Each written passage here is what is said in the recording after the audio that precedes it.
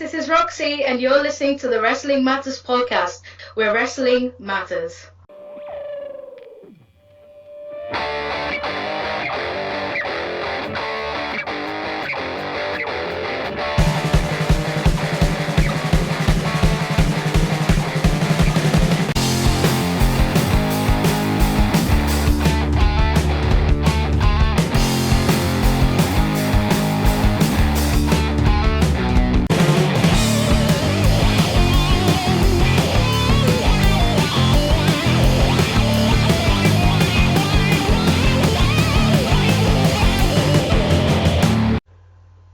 Why, hello, you lovely people. Yes, it is I, that H, that E to the A to the D, Anthony Walker, here for another episode of the Wrestling Matters podcast.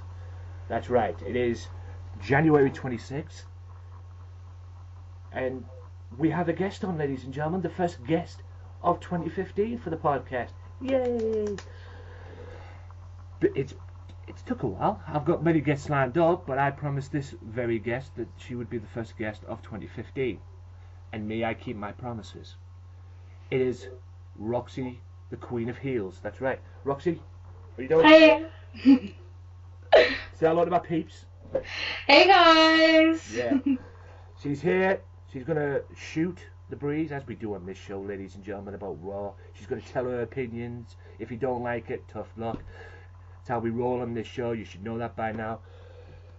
And also, before we start, ladies and gentlemen, you're listening to this podcast, and today's the day.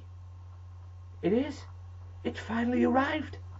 My website, theheadanthonywalker.weebly.com, is born.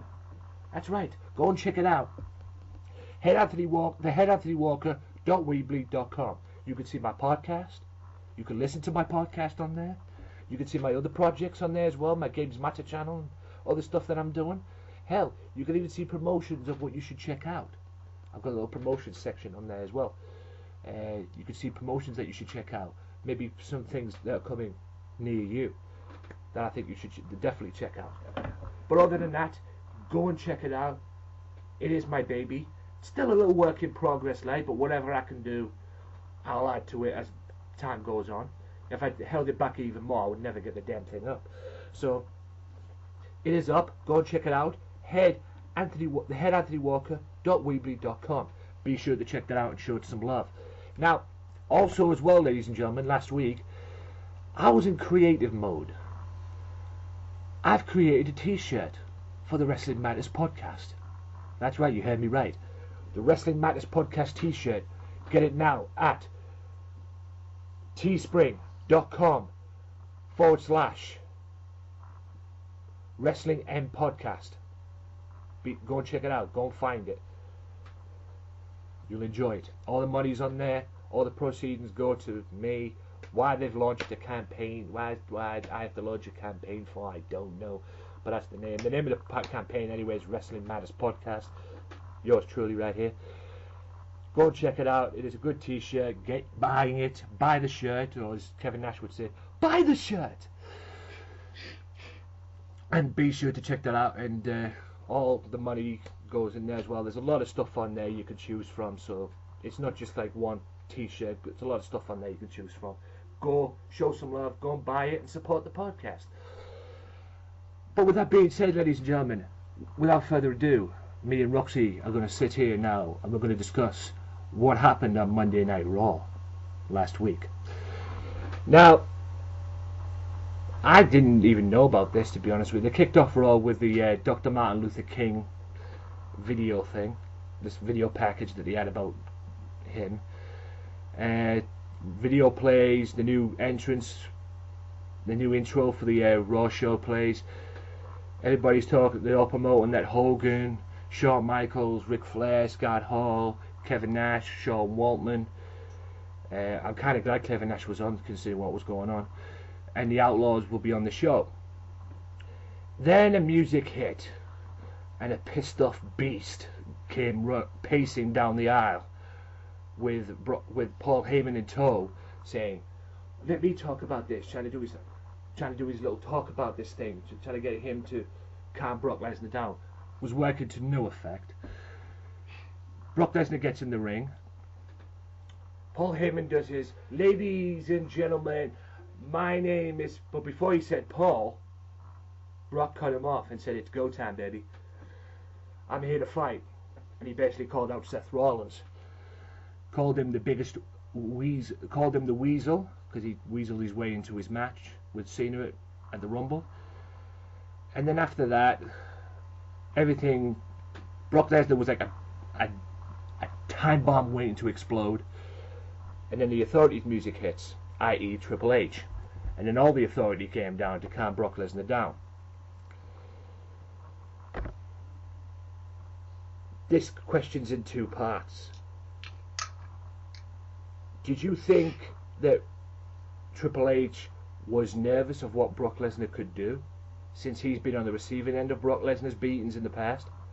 And that's why he came out to try and calm down Brock Lesnar, to stop him from getting his hands on Seth Rollins? Well, not really. I mean, I was thinking at the time that Triple H, I think that he could see that Lesnar was evidently pissed off, as we all could, but it was like, I don't know, Triple H just didn't seem to be too worried to me about him. I mean, he could see that Brock Lesnar was, clearly, upset with Seth Rollins, which is good because that's getting him over as, one of the best heels in the company right now. But I feel that Brock Lesnar came off it as a little bit babyface in that particular promo. And that's why I don't think that Triple H conveyed the fact that he was worried that he was going to run riot, because I think we all know that if Brock Lesnar's pissed off, like really seriously pissed off, he would have got out and he would have thrown some chairs around, he would have thrown some, the tables and the fucking stairs, everything. But I don't know, I think that they were trying to convey that he was a little bit nervous. Plus as well, when you've got him in the fray with John Cena and Seth Rollins, you've got Cena obviously, who is like the super face at the moment, yes. And you've got like Rollins, who you're trying to portray as like a big and up and coming heel. You gotta have the other guy who's left over, Brock Lesnar, to be the in between, which is why I think he called out Rollins, because it gives a good idea, it gives a good balance to the triple threat match. Yeah.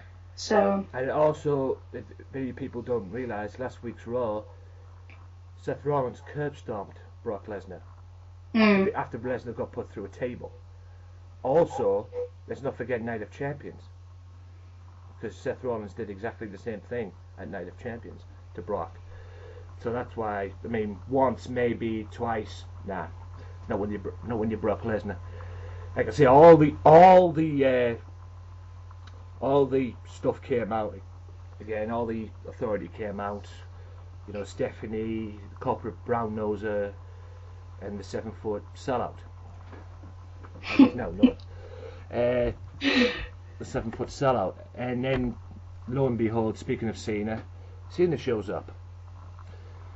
First he tells, wearing his gear and all that, he tells Rollins to shut up, and then has a back and forth match with the Authority on the mic, and demanding that he wants, they should bring Ziggler, Ryback, and Eric Rowan back. Now, all of this led up to a match later on in the evening, which the viewers, or the audience, got to choose. Do they want to see Cena in a match? Do they want to, or don't they want to see Cena in a match and risk his Royal Rumble spot? My question to you is this: was that really pointless to you? I mean, I think it was pointless, yeah, to a degree, but I couldn't really see any other angle that they could have gone other than the audience route. I mean, the only other way that you could have brought all three of them back is if they were to effectively invade Raw on Monday night, if all three of them came back and interfered in other matches. But it just, I don't know, it was just stupid. I mean, I'm not a massive fan of downloading the WWE app anyway, as everybody's well aware, and I think a lot of it is rigged. Yeah. I mean, there was like 15% who voted for Cena not to go for to give up his championship, to give up his Yeah, And 85%. I was like, who the fuck are these 15%? Yeah. They should have their phones confiscated or be sent to bed. Yeah, 85 of them wanted to see him wrestle, and that's why it was so predictable. That's why, in my opinion, it was pointless, because everybody wanted to see Cena wrestle. Oh yeah, you're going to say, do we want to see Cena compete and lose it and risk his Royal Rumble spot tonight? Yes or no? Yes. You know it's going to be that. I mean, it's like I say, I agree with you. I was done with the WWE app a long time ago.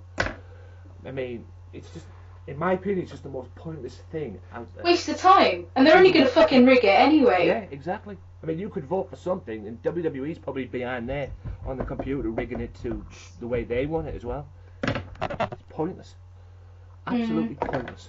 Anyway, they made he made a match, and we'll find out the answers to all that later. Like I said, 15 million people have downloaded the app. Wow, but that was a waste of time. No, I'm not. I haven't. I did download it, but then I got rid of it. I've never ever had the WWE app, ever. Yeah, I've never been that desperate. No offense, Tony. Yeah, it sounded good on paper, and then as it gradually got forward on, it just went, why did I download this again? You know, and I just ended up getting rid of it. And like I say, why would you want to watch something on the commercial break that happens during the commercial break? Why would you want to watch that in the app? Yeah, exactly. And not only that, like I remember last year when The Undertaker came back, they completely ruined it by advertising it on the app before the show. So nobody was surprised when The Undertaker came back, and that's one of Taker's biggest things is the surprise factor, and the app ruined that. It's just one point short of a clapometer on the bastard thing. I can't stand it. Now, and also as well, I remember back in the day when on Raw, before this app was even born, I remember back in the day that when you watch Raw and it goes to a break and you want to sit and you like thinking, I want to see what happens during the break, but I can't. They used to show it on WWE.com. What was happening during the commercial break. Good God, did they? Yeah, I'm talking about 2006 when Joey Styles was commentating on Raw. I was going to say, it was around about this time I had a bit of a break, so I wasn't watching. Yeah, I was going to say, why don't they do that? Instead of shutting it on the app, because nobody wants to watch it. Nobody wants to watch what happens on Raw on the app. I mean, even the pre-show, they even put the pre-show on the app. Why would you want to sit there in your bed with your phone in your hand watching the app? Watching what's on there. There's a computer, WWE Network, which I've got, by the way. And it's the app is just the most pointless thing in WWE's. Yeah. Library. Exactly. Library. It's the most pointless thing ever, and even I've grown to know that. I mean, I used to think it was the greatest thing in the world, but then, as time grew on, it became a piece of shit.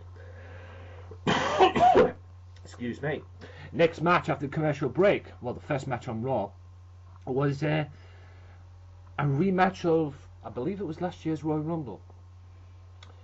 It was the match that kicked off the Royal Rumble, and probably the most underrated match of that year of 2014. Bray Wyatt and Daniel Bryan. Now, what I didn't like about this match was you didn't see Bray Wyatt's entrance. When did Bray Wyatt start sitting in the ring, waiting in the ring now like a jobber? Show his entrance. Get his entrance out. Yeah, I didn't like that. Yeah, I mean, alright, you show Daniel Bryan's entrance. Maybe they show that in the WWE app, I don't know, but like I said, nobody wants to see the WWE app because nobody cares about the app. But we've got the world. I mean, I knew these two were going to have a great match because, in my opinion, their match at the Royal Rumble was probably the most underrated match of 2014, if you ask me, because they kicked off the Royal Rumble and literally beat the shit out of each other. Yeah, it was decent. It was my favourite. It was one of my favourite matches of 2014, but in my opinion, they never got its proper due. But what did you think of this match? Did you see this match, and what did you think of it? I thought it was good. I mean, I totally agree with you what you were saying with Wyatt just being in the ring. I was just like, oh, okay then. are we trying to get Daniel Bryan over? Because he kind of already is. Because that's usually the tactic that they use when they're trying to get the other guy over. Is obviously, the jobber angle. And I mean, the only reason I think that they might have done that is because they're not trying to, focus on a feud between Bryan and Wyatt. Because I don't think that that's going to happen. Because it was, it wasn't that long ago that they had one. But it was really good. I mean, I really enjoyed it. I'm not a Daniel Bryan fan. I'm not a fan, but I appreciate that the guy can wrestle. The reason why I'm not a fan of Daniel Bryan is because he's too over. There are too many people jumping on the bandwagon, and I'm just like, oh, I don't understand this whole yes gimmick shit. It pisses me off. To be fair, but at the end of the day, I do appreciate his in-ring technique. And Wyatt, well, I think that I've been a Wyatt fan for a while. I didn't really get to see much of him when he was in the Nexus, but yeah, I mean, I think that they might be building Wyatt for Undertaker, as everybody else is saying. I mean, he keeps winning, so that's how I feel about it. But it was a good match. It was a good match. Yeah. Good way to kick it off. Yeah. The only disappointing thing was, for me in this match, was Kane coming out.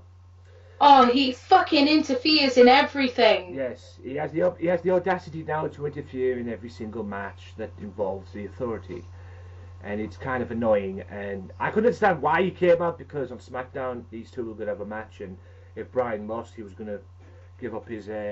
He'd have to give up his Royal Rumble spot, which is pointless.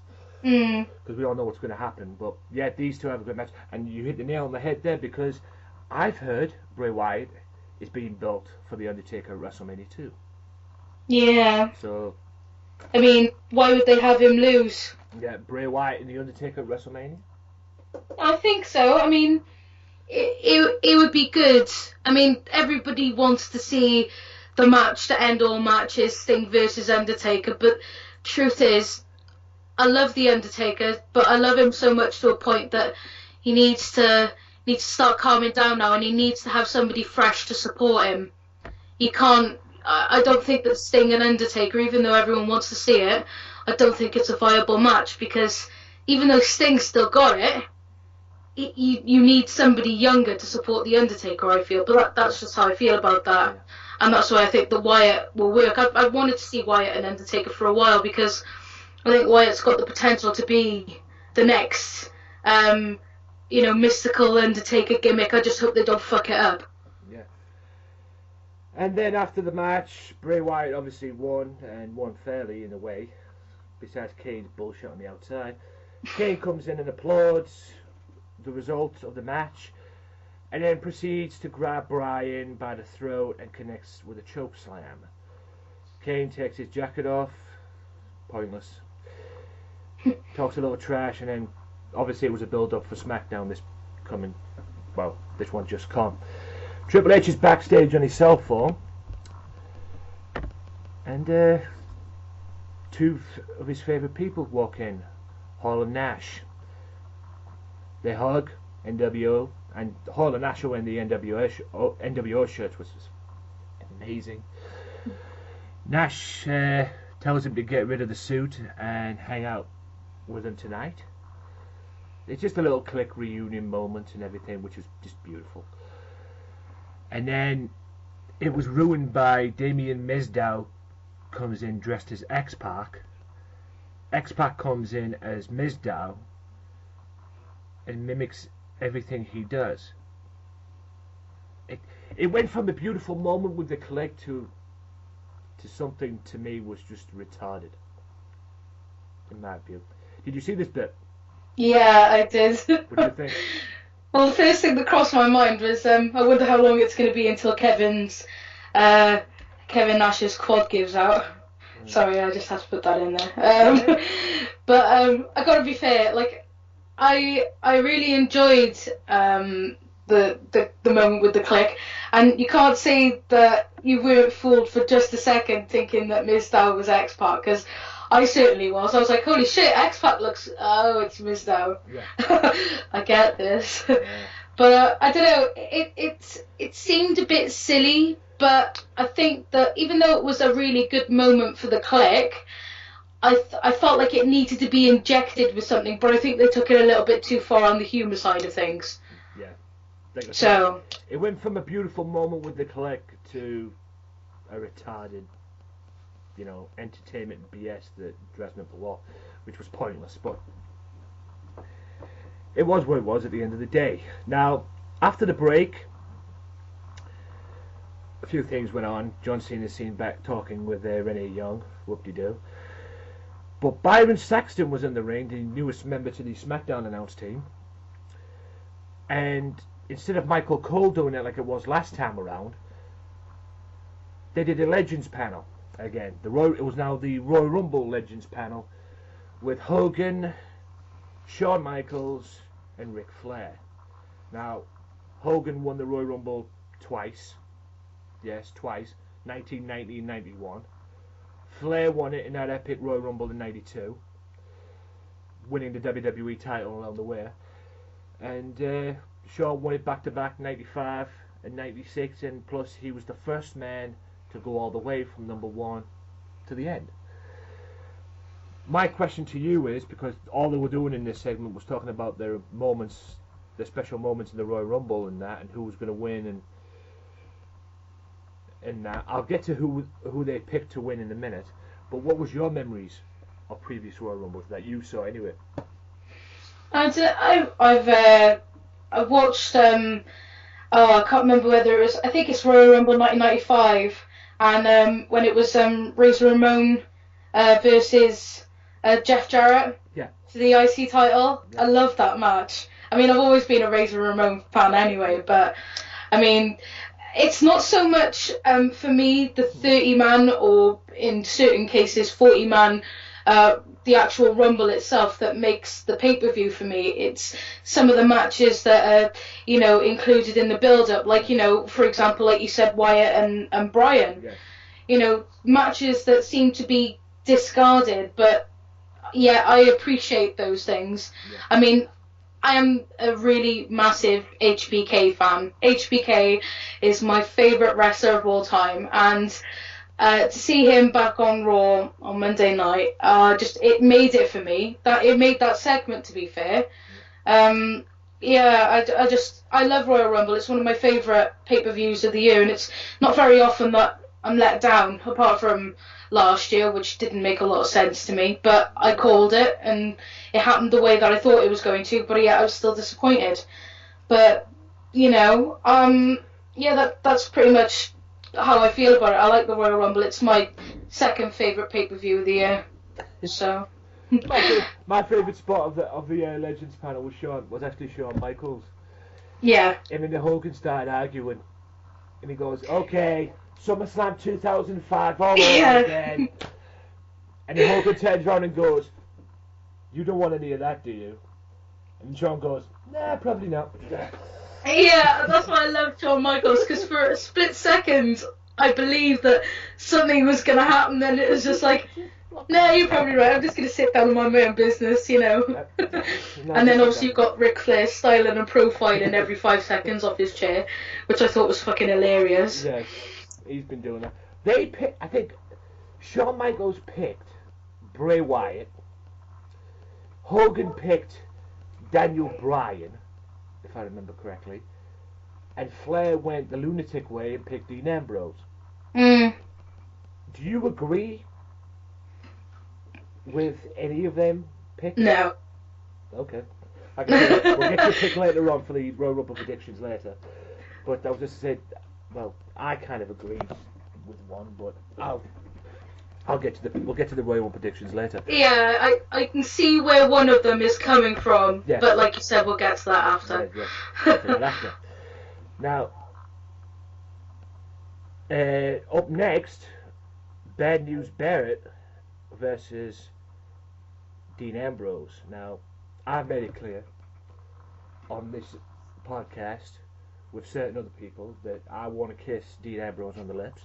I want to kiss that guy. Because why? Because he's so fucking good. How can someone be that good? I totally agree. I mean, come on.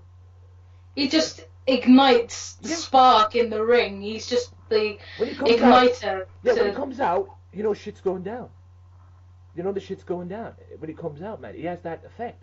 I mean, how can someone be that good? Yeah, I mean, he's like a stick of TNT. yeah, You set him alight and then he explodes in the ring. He's brilliant. yeah. It shouldn't be here. But I was kind of on the fence on this one because I was also a fan of his opponent, Bad News Barrett.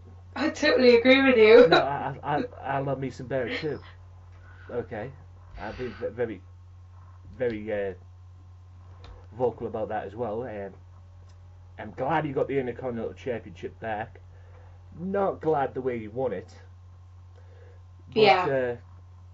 I'm glad the belt's back around his waist. Hopefully he can continue what he left off before he got his injury. I still want him to go and fight Jack Swagger.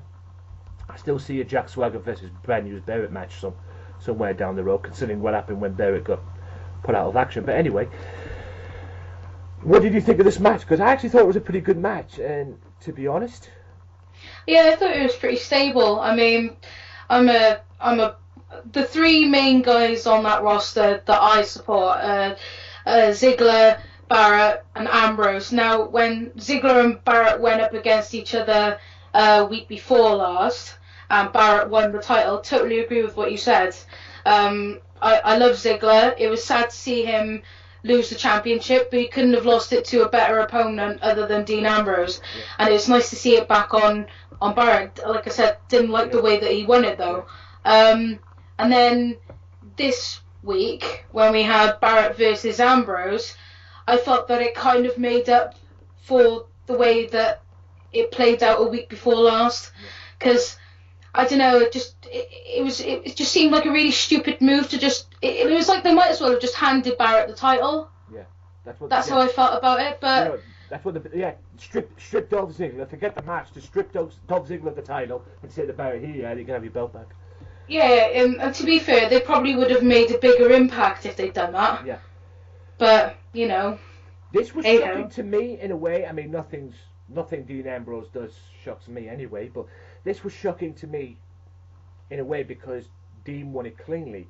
Now, this was not as shocking as Bad News Barrett losing a match to Sin Cara on Smackdown. Good one, WWE. Morons.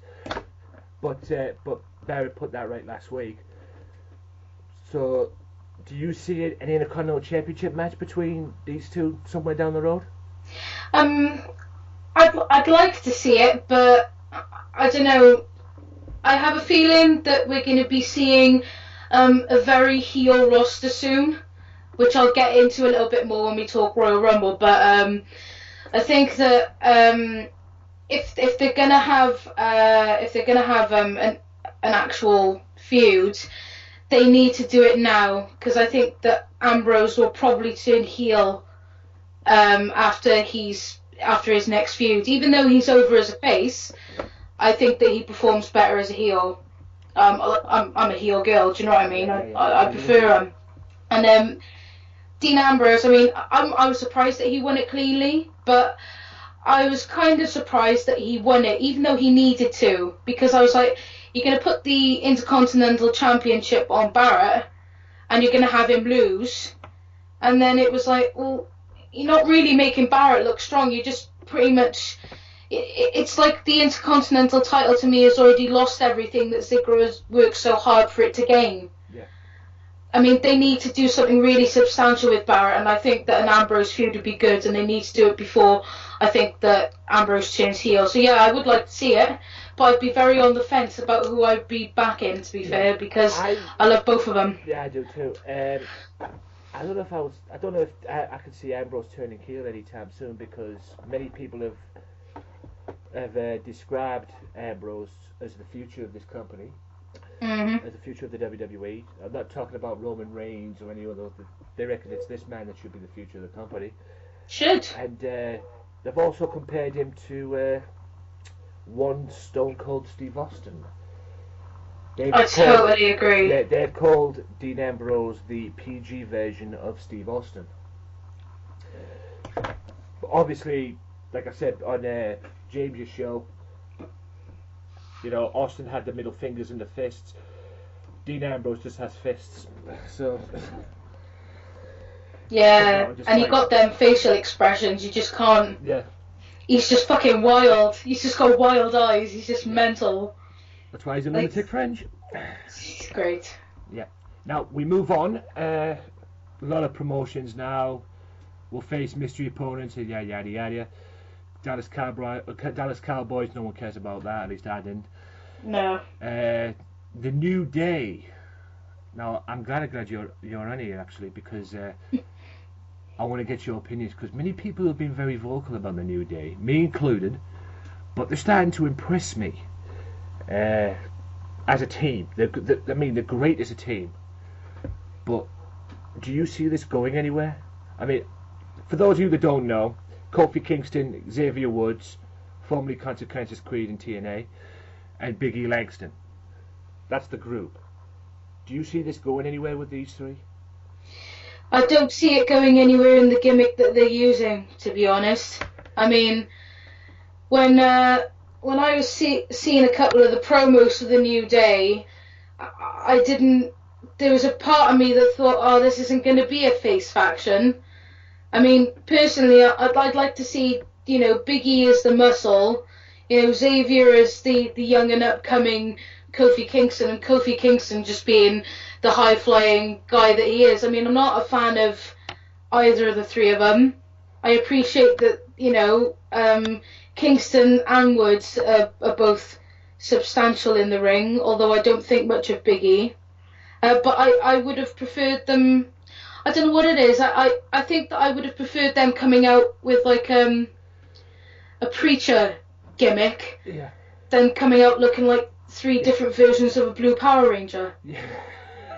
That's how I feel. Blue Rangers. It's morphin' time. Yeah. Do you know this gimmick? When I first saw this gimmick, all the vignettes and everything, it's like WWE have took Ernest the Cat Miller's gimmick from WCW. All the James Brown stuff, the dancing, the 3-time karate championship gimmick that he had. It's like they took that, chopped it up into threes, and put it on these three. Yeah. Because that's what it reminds me of. There's a little bit of it for me as well that feels. Yeah. I don't know if racist is the right word, but I don't know what the word you're going to use for it. But you got three black guys. Yeah. What are three black guys good at? Oh, they're good at singing gospel, black people. Let's give them that kind of.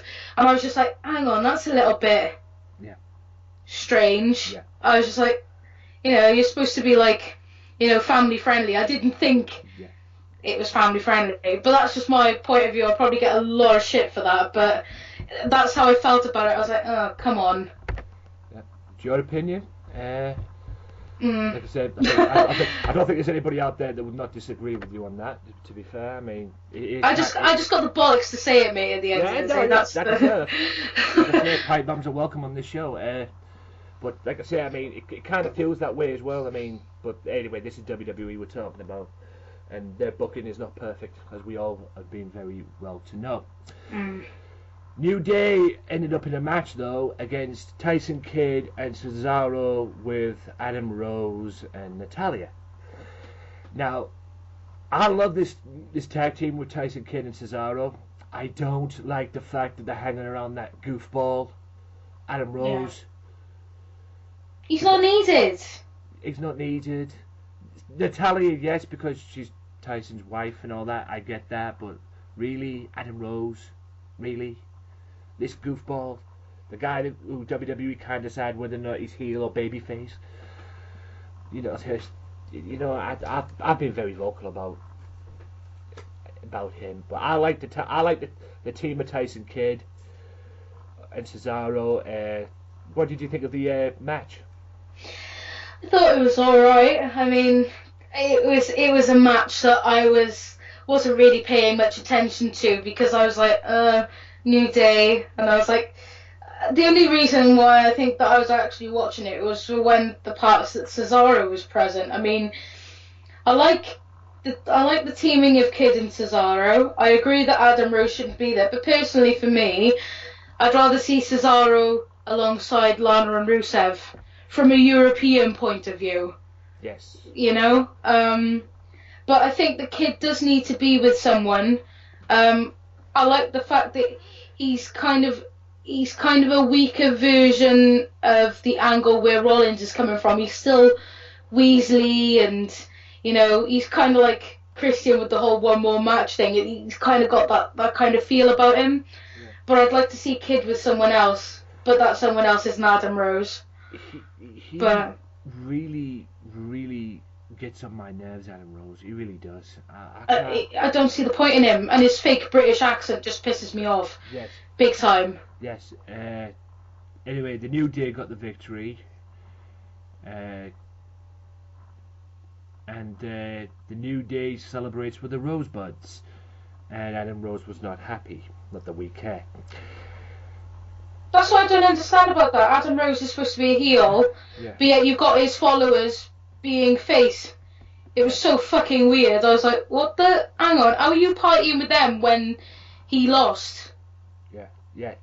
Weird. I mean, that's why I don't understand. I mean, that's what I said before. WWE can't decide whether or not this guy is babyface or heel. It's just retarded. And Adam Rose is. I mean, Adam Rose would be best off going back to NXT, to be fair. I agree. He's a B+ Russell Brand at best. Yes. He is very much. He does remind me of Russell Brand, especially with them eyes and the makeup that he's got on his face and everything. Yeah. But anyway, moving swiftly on, more promotion on the Kane Daniel Bryan match at SmackDown, and probably one of my favourite matches, or one of my favourite segments of the evening. The NWO show up. And no, it wasn't Hogan, Hall, and Nash. It was Nash, Hall, and X-Pac. The team that was known in the NWO as the Wolfpack. The original Wolfpack before the red and black and that. And they came out, said it was nice to be here promoting the network and all that, reliving their greatest moments on the network and that. And then, as X-Pac was about to speak, the Ascension music's hit, and they come charging to the ring. Now, I've got a problem with these two punks. I'll get to that in a minute. More disrespect towards them. Previous couple of times, they come out. They've disrespected the tag teams in the world of the world, including the Road Warriors, my favourite tag team of all time. And they've come out wrestling jobbers and have improved themselves. And they come out and disrespect these three legends. Scott Hall has enough of it, quite frankly. They come out. Connor says it's their time to rise before saying welcome to the wasteland. You know, the loud crowdly chants NWO. And then Hall does his trademark toothpick throwing in the face in Connor. Little toothpick thing, and then just as all hell breaks loose, or is about to break loose, JBL gets up from the commentary's position, removes his jacket and tie, and says, paint themselves green. They can paint themselves green, but it doesn't make them a frog any more than wearing face paint and shoulder pads makes them a great tag team. The audacity of these two punks coming out and disrespecting the legends, the same legends that paved the way for them in the business that they're trying to make a name for themselves in, yada yada yada. And then JBL says, I had a feeling this might happen, so you made a phone call to a legend, turns into Superman for a bit, rips his suit shirt off, and underneath he had a shirt of the APA. And the APA was reunited, because Ron Simmons came out. The old JBL got in the ring, and just as they were about to fight, the Outlaws came out. Came in the ring, talked about who invited these jackasses, and then all hell breaks loose, and the Outlaws started beating up the Ascension. And then Victor receives a clothesline from hell from JBL. What did you think of that segment? I loved it personally. I did enjoy it. Obviously, I mean, Hall, Nash, X-Pac, the APA and the New Age Outlaws in the same ring at the same time. NWO/DX as well with X-Pac, you know. Yeah, I was just like, wow. Yeah, like you said, it's the NWO Wolfpack before it got silly. Yeah, with the red. But oh god, yeah, don't even get me into that. I could talk WC. I love that group myself, but it didn't need to be, you know. They could have just kept it together and everything. If Kevin Nash wanted to do a Wolfpack, they should have just like joined forces and had them keep them together. Fighting each other was pointless. I mean, I thought it was interesting as well that they shown up in their NWO stuff. I mean, I thought that maybe Shawn and X-Pac would have, you know, turned up in their DX stuff, and I thought that, you know, they might have just left Nash and Hall as the NWO.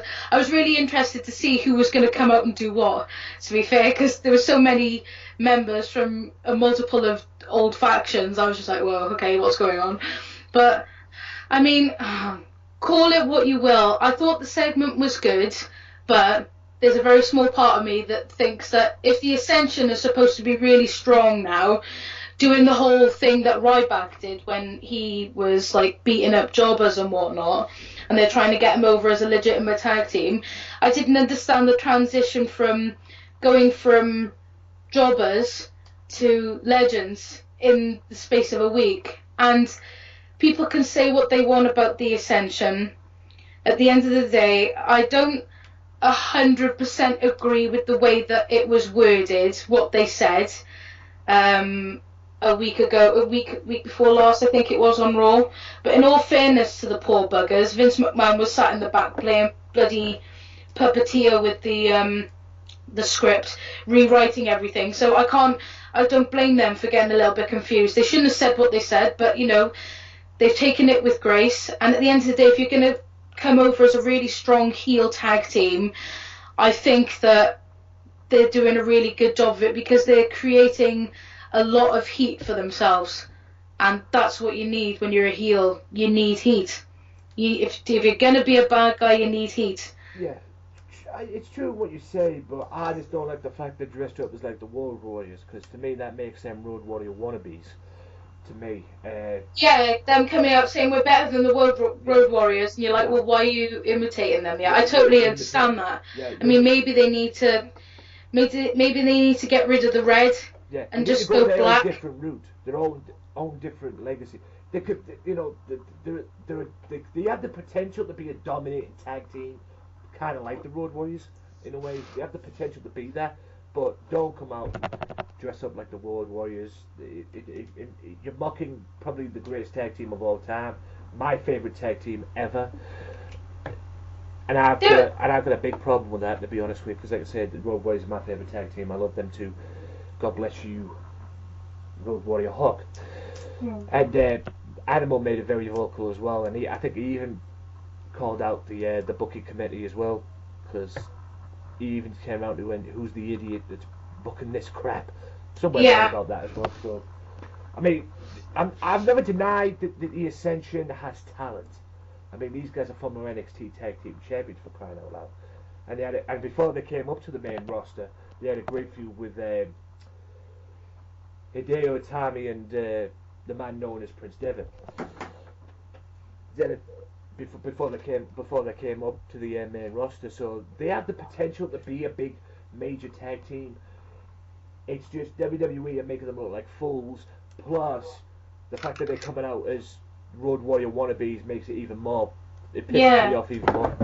You're totally right. I mean, it's the way that the WWE are writing them. I mean, they're not writing the material that they're reading out. They're not the ones that, they haven't got free will of the way over with the way they dress. They're a really strong tag team, and I mean that finishing move, the Fallen Man, you can't dispute that doesn't look like a hell of a fucking move. Yeah. I think they're great. They're just being booked wrong, and they need to change up their gimmick. That's just how I feel. Yeah. Sorry, I'm getting really like, Yeah, I don't know. I've been like this for the past week, and probably this is the only time I've ever agreed with JBR as far as commentary goes, because they couldn't carry the. Let's face it, the Essential couldn't carry the Road Warriors bags. This is what JBL said, and I agree. Yeah. And then after all this, Stephanie and Triple H were backstage, and they announced that the John Cena will face Big Show, Seth Rollins, and Kane.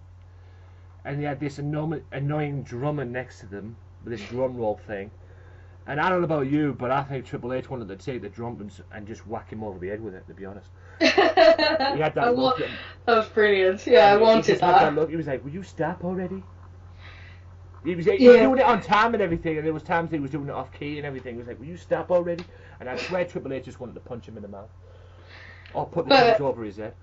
Yeah, I mean, fair play though to Triple H. I mean, jumping forwards a little bit, there was a little kid crying in the main event, and the little kid turned out to be the drummer's son. Yeah. In that segment, and he actually broke character and put his arm around that kid, and he was like, "I don't really hate your dad." Fair play to him for doing that. What a man. I've always loved Triple H, but I totally admired him for doing that. But yeah, that segment was just.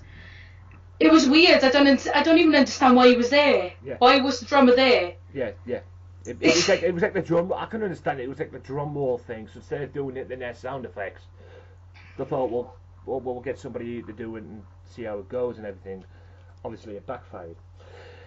But like I say, I've always been a big fan of Triple H. I just don't like this authority thing. I mean, I'm done with this authority BS. Oh, bored of it. It's shit. Yeah, I understand why they're back.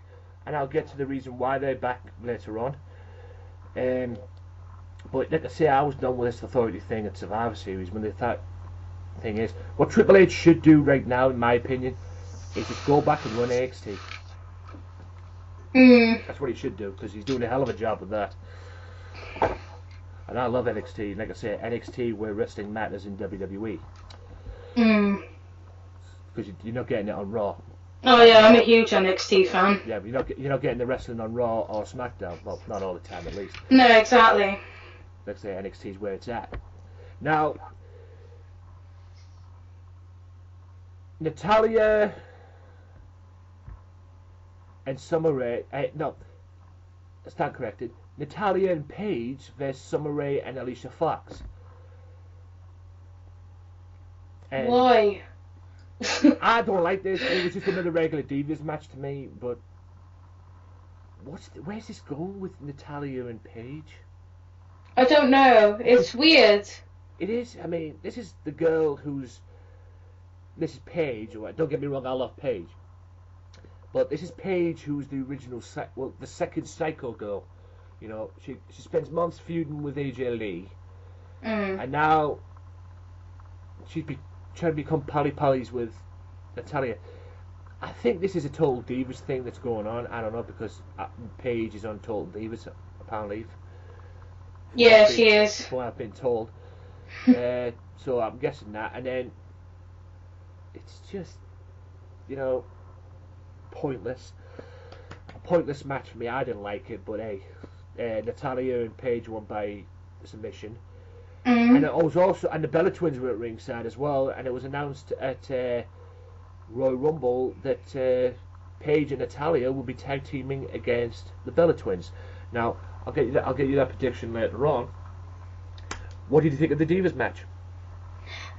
It's lackluster at best. I mean, the problem is, Alicia Fox is the jobber to the Divas. Yes. Summer Rae can't wrestle for shit. And you've got Paige and Natalya, who are easily the best two divas on the WWE roster right now. And they're in a tag team.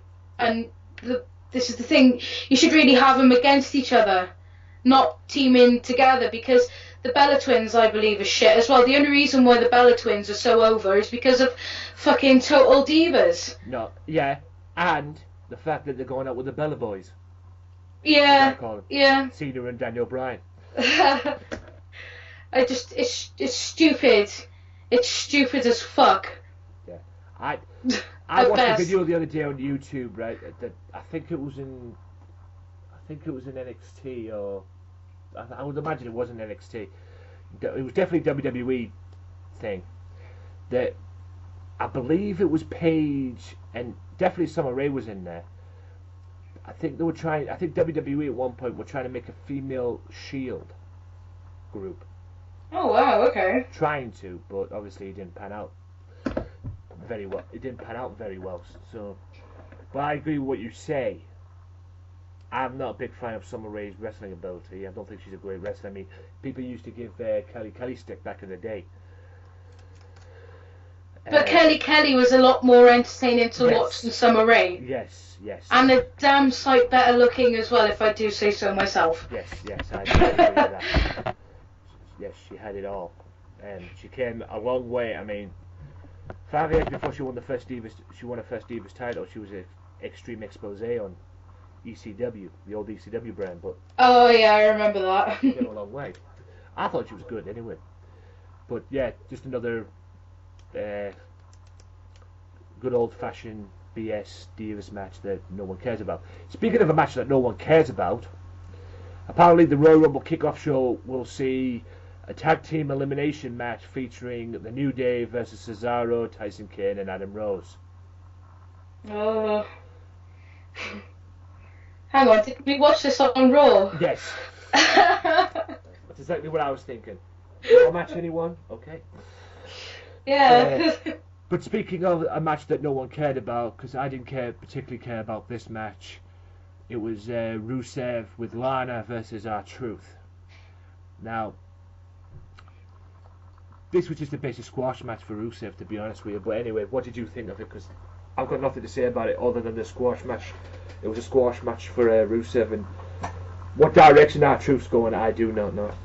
Well, you're totally right. It was a squash match, but what I wanted to shed a light on is the fact that you had Rusev coming up and doing squashes on people like, oh, poor old Zack Ryder, I love that guy, but, you know, people like that who don't, you know, get over and whatnot, and then you just got, like, then they were going the whole America versus Russia angle with Big Show and Mark Henry and Swagger, and then all of a sudden, oh, we'll put you against R-Truth. Even though it was hinted that there could have been a possible feud between Rusev and Reigns. Yeah. And I was just like, what the fuck are you doing? It was just like, R-Truth. You might as well have put him against, you know, Xavier Woods, or put him against Justin Gabriel. It was stupid. It just didn't make any sense. It's like, oh, well, we've built it up to the hilt now of where you can't really get more American than the American dream. And it was just like, oh, we'll put you against R-Truth this week because we need to fill up time. Yeah, the thing I loved about it though, I believe this match was supposed to be Rusev and Ryback, from what I was told. But obviously, with what happened with Ryback and all, that obviously didn't pan out because they were building up to Rusev and Ryback. Whether they still will or not, I don't know. But yeah, just a squash match, pointless match, yawn. Usos, it was announced that the Usos will defend the tag titles against Miz and Mizdow. And if there's any justice in the world, the Usos will retain, but more on that later. Now, Seth Rollins was seen walking backstage with his two stooges, the remnants of the Cruiserweight division, as Dean Ambrose put it. And he bumps into Brock Lesnar. And Lesnar talks about he's a prize fighter, and he hopes that Rollins takes out Cena, and then it'll become to them two, and then he'll get paid, Lesnar that is, to beat the hell out of Rollins. And Rollins looked a little concerned. To be honest with you, I would be. What, did you see that segment? Yeah, I did. And I gotta say it, fair play to Rollins. I think he carried off that segment really well. He didn't bat an eyelid. I mean, compared to the fact that we've seen him as the snivelly little weasel who gets everything handed to him on a plate, I think that he came over really good in that segment. I was really pleased with him. Yeah. But you're making Lesnar look weak. Yeah. I don't understand the point in this. He's the last super heel in the WWE, and he came off as babyface on Monday night. It didn't make any sense to me. Yeah. But anyway, sorry, you were saying. No, I don't think Brock Lesnar. To be honest with you, I don't think Brock Lesnar really cares. To be honest, whether he's babyface, heel or not, Yeah, He just wants he's to there beat for the somebody money. up. When he gets pissed off the way he was on Raw, he just wants to beat somebody up. My question, I've got a quick question before I move on to the next match, which was Jey Uso and Miz. Mhm. Seth Rollins. We all know he's the top heel in the WWE. That's well and truly done. Undoubtedly. Undoubtedly, yes. Do you think having the two Stooges around him makes him look weak? Yeah, because he doesn't need them. Thank you. That's what I've been saying. That's what I've been saying for weeks. I've been crying out. Seth Rollins is probably one of the best wrestlers in the WWE. Definitely the top heel. He doesn't need them two gits ruining his matches. No, but the thing is, though, is one thing I will say for Rollins is he's a great wrestler, and he's really he really stood out for me in the Shield. And I don't know what it is, but even though I'm pissed off with the authority angle, I noticed a drastic drop in presence for Seth Rollins when Triple H and Stephanie McMahon weren't there. It was really noticeable. It was kind of like, I felt like, oh, it's going to sound so bad, but I felt like Rollins wasn't getting over effectively by being himself. Yeah. I feel like he needs someone there, but he doesn't need J&J. He doesn't need them. J&J Security. Oh, yeah. Remember closing the Cruiserweight division. Exactly. Yeah, he doesn't need them, but I think that he needs someone. He needs a manager. He needs Paul Heyman. Yes. He definitely needs a manager. Don't know if it was Paul Heyman. I would say, hell, let Triple H manage him. I don't know. I genuinely believe that Seth Rollins is the next Paul Heyman guy. Well, I wouldn't be surprised if that's the case. Maybe he'll turn on the authority and go with Paul Heyman. You never know. Wow. That's one for Swerve. Yeah. Can you imagine? I've thought about it, and I was like, yeah, I think it's on the card sooner or later. Yeah, he'll be done with the authorities soon. He can't be the authorities' bitch all his life. But anyway, moving on, Jey Uso and The Miz. Now this is just building up for the tag team match. This was a near match to me. This was just building up for the tag match at the Sunday's pay-per-view. And this was also probably the last piece of the match from this angle that we're doing involving the Usos' wife, Naomi. What did you think of the match? To be honest with you, this match to me was like Rusev and Truth. Yeah, it was basically, it's one of those matches that they pretty much laid on, I think, because they were stalled for time. This is the thing, see, Tony, is the fact that Raw shouldn't be a 3-hour show. It should be a 2-hour show, yeah. And the roster is thin as fuck anyway. Unless you're going to beef up the roster, drop the extra hour. We don't need it. Yeah. And it's taking the emphasis away from the matches that are being made. Don't get me wrong, I understand that it's a 3-hour show, it's a long-hour show, and people are going to need to get up, even when it's not a commercial break. You need to have matches in there that aren't as good as the rest, because I understand people need to go up and take breaks and stuff, and come down from the match that they've just watched to rise up to the next big match. I understand that, but at least make the matches interesting. It's fucking boring. It was just like, oh, who have we got? Who's turned up to Raw tonight? Oh, well, yeah, we might as well put you on against you. No build up, no feud, just to fill time. And it pisses me off. Yeah. When they announced that they were going to go 3 hours, I thought, they've done it before. It's going to be another, thing, and maybe they could build this Raw into like what Nitro used to be. Not obviously not to a Nitro level, because Nitro back in the day was live and was the shit.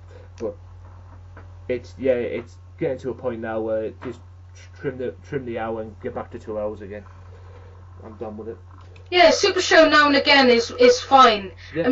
Do a Super Show for the go home show before the pay-per-view. Fine, brilliant. Use the extra hour to build up the anticipation for the up and coming pay-per-view. don't fucking use it as bollocks. I mean, a lot of this Raw, apart from Brock Lesnar and the Seth Rollins thing that was going on between the two of them, a lot of this week, apart from like the Legends segments as well, which were, mildly entertaining, it was a crock of shit. Yes. I was just like, what the fuck? I want to be entertained. This is boring. It was like, whoa. Yeah. Now, moving on from that, Hogan was seen backstage, and this was via the WWE app. He was asking what of seeing his chances in the 3-on-1 handicap match, and obviously Hogan, being Hogan, was going to back Cena anyway. So we all knew that. And then coming back from the commercial break, it was announced that the Outlaws would face the Ascension at the Royal Rumble. More on that later. Triple H is definitely seated at ringside. Big Show, Kane and Rollins are already in the ring with J&J Secure. It's handicap match time. Now, before we get to the main bit, what did you think of this match? It was alright. It was very predictable. Yes. That's all I can really say about it. It was predictable. Yeah. I didn't like it. I didn't dislike it. I was just like, oh, I wasn't surprised, and I wanted to be surprised. Yeah. But there we are. I think we all knew how it was going to pan out. I mean, at the end of the day, the roster's so thin, you can't really be without three. Yeah. Ziggler. Yeah. The main thing is this. This match turned into, you basically could call this match Survivor Series Part 2. We all know what happened at the end. That made it for me. Yeah. They're all beating up Cena. They couldn't keep Cena down. Just as Seth Rollins was going to hit Cena with a curb stomp, he looks up at the Titantron and sees Sting. Sting is on the Titantron. Big Show gets down. Triple H is like, what the fuck? And then his music hits. I'm so pissed off it's not the WCW Crow music. I don't think they could use it, but... They could use it. They should use it. Fucking WWE. God damn it. I'll get to the Sting bit later. I'll get to Sting later on in that sense later on, because with the network and everything. But JBL thought it was a picture of Sting. But then, like I said, the music hits. Sting walks out. He sticks it to the Authority again. He points, and I believe he was pointing at Triple H. Cena grabs Rollins, rolls up, 1, 2, 3. Ziggler, Ryback, and Rowan get their jobs back. And then, before I get to the next bit, I just want to say this. The only thing that pissed me off about that bit was not the fact that Cena won, was Sting coming out and pointing. Where was his bat? He should have used the bat. Yeah, it would have been more effective. The point thing didn't work. It wasn't more, there wasn't no impact there. He should have used the bat. That's the beef I had with that. And then Triple H blows a gasket. Starts shouting on the announce table. Crowd starts chanting yes, yes, yes, yes, and he's going no and tries to argue with him and everything and shouts, Sting, you don't belong here, yada yada yada yada yada. And then just as everything seemed to have quieted down, basically Seth Rollins shit his pants because Brock Lesnar's music hits and all hell breaks loose. What did you think of that last segment? I thought it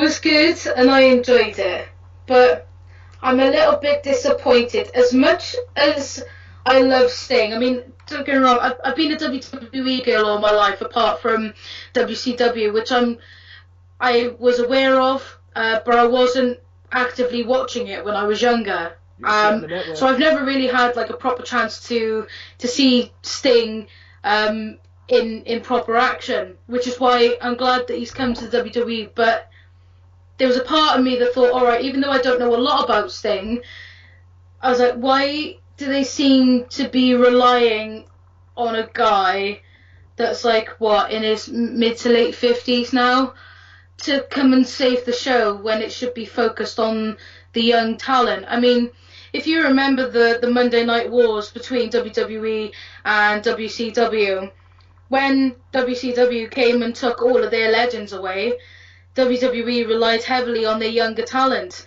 to see them through and create an attitude era.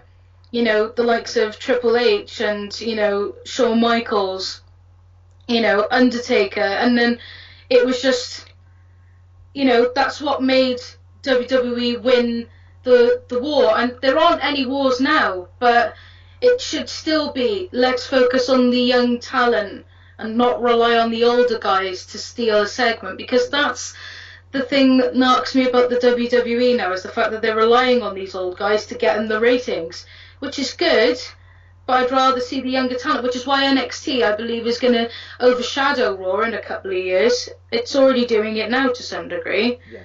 But yeah, back to the original question. Yeah, it was good. I enjoyed the last bit.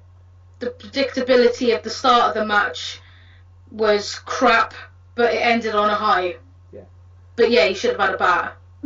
Yeah, he should have had the bat. It just made no sense. It just made no sense to me. And you talk about, go back to what you said about NXT overshadowing Raw. NXT is already overshadowing Raw, or overshadowing the main rosters to some extent, because let's face it, the NXT Women's title is more important, or it seems to be more important than the Divas title. Yeah. So it's like you say, it's getting down that road anyway. Mhm. But the reason why this is all taking place, Rox, with Sting and that, I'm sure you know this. I'm sure you're not stupid. Sting No. versus Triple H at WrestleMania. Yeah. That's what it's going down to. And to be honest with you, as much as I am a fan of Sting, and Sting, you can talk about Sting being old, being this, being that, being this, being that. At the end of the day, Sting could just put on good matches. He can still put on good matches. Not like some of these other legends who claim to be, you know, oh yeah, we can still go, and then wrestle, and then realize, you know, they should have retired when they could. Yeah. But Sting could still go, and hopefully at WrestleMania, this whole thing. I mean, that's why they're all bringing all the legends back. Is WrestleMania? It's going to be Sting and Triple H. Talk about. So I've been told. Yeah. It's a foregone conclusion. I will not believe it's not that until I've seen it. Considering what happened in Survivor Series and considering what happened on Raw. It's not the most intelligent of guesses. I think everybody knows it's going to happen. Considering what Triple H said on his WWE interview with Michael Cole as well. If you haven't checked that out, go and check it out. I will be pipe bombing that later on, because don't get me wrong, I love Triple H, but he just said some stupid. He just said a stupid line in there, which really bothered me. And to be honest with you, it's either WWE playing BS again, or I don't know what it is, but it just bothered me a little bit what he said on there. But more on that later. But this, like I said, this segment could have been better if it had the bat. I definitely had this WCW music. It should have had the WCW music. I mean, I like the fact that they've kept the crow in there. They've kept the gimmick. Yeah, the crow gimmick's in there. I can't imagine what it'd be like if it came out at WrestleMania with the crow. I mean, I was watching what they call it, Clash of the Champions. On their WWE network, with the Clash of the Champions with Sting and the whole NWO birthday party, which got ruined by Sting, and you see Sting up in the rafters and this poem that he has, and you have to down, and then the crow ends up on the ring ropes and everything, and Bischoff shits himself, and he's like, what the fuck? I didn't understand the coat that he was wearing. Yeah, but the main thing is, they use the music. They use the music for the WCW and that. Kind of, they don't use the real music for the ECW stuff, you know, with the Alice in Chains and that. But they kept it rock and metal to some degree. So I appreciate the effort on that. But if you haven't got the WWE network, I suggest you get it. Because let me tell you something, I'll be watching the Rumble this Sunday on the WWE network. Or if I don't watch it this Sunday on the WWE network, I'll probably watch it the next day on the WWE network. Because I'll tell you something, I'd rather pay £10 a month than pay 20 quid for a pay-per-view Sky. Yeah, totally agreed. The network's awesome. And I'm considering leaving Sky. I'm inquiring about leaving Sky, so. The only reason why the only reason why I wouldn't leave Sky is because I like watching Raw live. And until they start bringing live Raw to the network, then that's the only reason why I won't be cancelling the subscription. Oh, the Raw live, don't they do it well? I mean, Raw starts at 1 a.m. on Sky Sports. Yeah. But isn't it on the same time in the network? No, they don't show Raw live on the network. Or, Smackdown's not live anyway, it's taped. But, no, Raw is still scheduled programming on American TV. Oh, so they can't, I'm not 100% sure about the whole litigations of everything, but they can't show something live on an application that you've paid for, as well as showing it live on a TV subscription that you're paying for. Yeah, they can't, yeah, you know. It was on the USA Network and everything. I just thought they might. That's right. I mean, not to brought everything else to freaking network. Why can't they just bring they might as well bring Raw to network to the. They might as well work up a deal with the USA Network to allow Raw to come to. I mean, what's the big deal with Sky upping their prices as well for the pay-per-view? It's bullshit. I mean, I'm going to shoot this right now. The reason why they're doing it, guys, this is for anybody else who's wondering why they're doing this, is because Sky are pissed off with the WWE, and I'll tell you the reason why. It's because of this whole network thing. They're bringing the network out because Sky have an exclusive contract to show WWE programming on their network, which is Sky Sports. To show Sky Sports, you know, they show the pay-per-views. They've got the pay-per-views for the box office, which is what they're doing. You know, they've got the Raw, Smackdown, NXT, main event. All that stuff goes on the Sky Sports, and then some of the pay-per-views go on the box office, and some of the pay-per-views get shown on the Sky Sports. But Sky are pissed off about it because they've got the network out and they're showing the pay-per-views on there. That's why last year, I believe, it was the night after Fear and Loathing, ICW's Fear and Loathing pay-per-view, or big show that they had, which is on ICW On Demand. Go and check it out. It's the night where Drew Galloway beats Jack Jester for the ICW title. Drew Galloway being Drew McIntyre, for any WWE out there. You see Mark Dallas shoot on it because they were going to bring the network out on that Monday, because after that show, the network was going out on the Monday. And I believe it was scheduled for 8 o'clock, and it was an 8 p.m. UK time for it to open. But they delayed it. But WWE said, we have to delay it. And we're apologising for that. And the reason why they delayed it is because of Sky. That's why everybody's boycotting. Everybody's probably going to boycott Sky now. That's why I'm considering I'm already inquiring about boycotting Sky through this, because I've worked up a deal as far as my Mother's Virgin's concerned. And my Mother's Virgin still has Sky Sports anyway. So I could get that sorted out, and then my brother's already paid for the Virgin anyway, so if I can get that connected to my bedroom, you know, everything will be hunky-dory and all that, and I can get that sorted out, and I won't have to pay for a damn thing, and that will save me a little bit of money anyway, because my brother, like I say, my brother's already paid for Virgin anyway, so...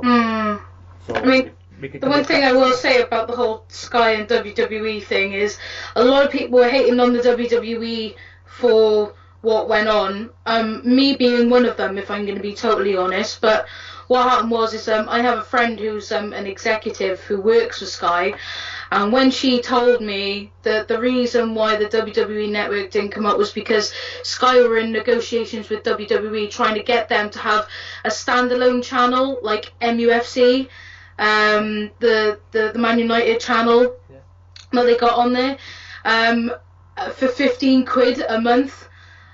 And I'm just thinking to myself, as soon as the WWE announced that the network was coming to the UK for the second time, and Sky hadn't put their oar on, I thought fair play to the WWE, because they must have done something absolutely phenomenal to get Sky to back out from doing a £15 a month channel. Yeah, that makes no sense. I could understand the channel bit. I could understand that channel, having that channel, yeah. By all means, have that channel, yeah. I said they should have kept it like They should have kept the library on the internet and whatnot and everything. But take the network schedule that's on the network and put it onto like a single channel. But would you have paid 15 quid a month for it? I wouldn't pay 15 quid for it. No. No. That's my point for it. I wouldn't pay an extra 15 quid a month for it. You know, keep it for free. Then everybody would have been happy. But like I say, it's all about the money for Sky. Sky is scared about losing profit for their pay-per-views and shit like that. Oh, they're greedy bastards. Yeah, exactly. The greedy bastards. And now it's gotten to a point now where they're punishing. They are punishing people who got Sky. They're punishing them because they put the price up for the Royal Rumble on Sky Box Office January 25th to 20 quid, which is 19.95 basically. I think it's about $25 in other countries and that. It's bullshit. And another thing that I will say as well is because I don't think a lot of people are aware of this, is every Monday night, if I don't have work, I stay up live and I watch Raw. And my fiance watches Raw as well. My fiance's American. He lives in New Jersey. Hi, Chris, if you're listening. We sit down and we FaceTime each other and we watch it live together. And one thing I will say is that we are not getting the same content on Sky Sports for live Raw that they're getting on the USA Network for the WWE Monday Night Raw over there. Because when like we've got Raw and they've got like the thing that comes in and it's got like the Raw logo rotating all the time. Yeah. They don't have that shit over there. They're actually getting promos for like the Ultimate Warrior. They've got what's going to be going on in live events near them. We don't get any of that shit, but they do, and that's because of Sky, because they're wankers. I've watched Raw I've watched Raw from the USA Network on various websites. Yeah. And you're right. When it goes to a break over here on Sky, they don't follow the network over there. They put their own commercials in over here on Sky. And like you correctly say, when WWE goes to the USA Network, they have their own. I think USA Network put their own version of their own things in. But sometimes when it goes to a commercial break over here, Sky just put their own shit in. But like you correctly say, WWE, the USA Network could have like, or WWE could put in like the Ultimate Warrior thing, or oh yeah, totally, or maybe a WWE Network promo or something like that.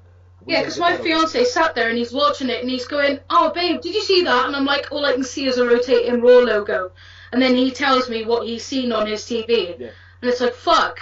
Yeah, and then they get all that good stuff over there. We just get a rotation Raw logo. Yeah, I know, right? Bullshit. Yeah, fucking retards. But that being said, ladies and gentlemen, that is the end of the Raw review and the pipe bomb on Sky. And what is your rating for this? I give this an 8 out of 10. To be fair, I'd say it's 7. Yeah, let's face it, this Raw was better than the previous 2 weeks. Oh yeah, the Raw the week before last, I couldn't even give that a rating. I'll give that a rating of fuck off Vince McMahon and mind your own business and leave your son-in-law to write things rating. Was that the one where was that the one that featured the ambulance match? Oh god, hang on. Was that the night that Ziggler and Ryback got fired?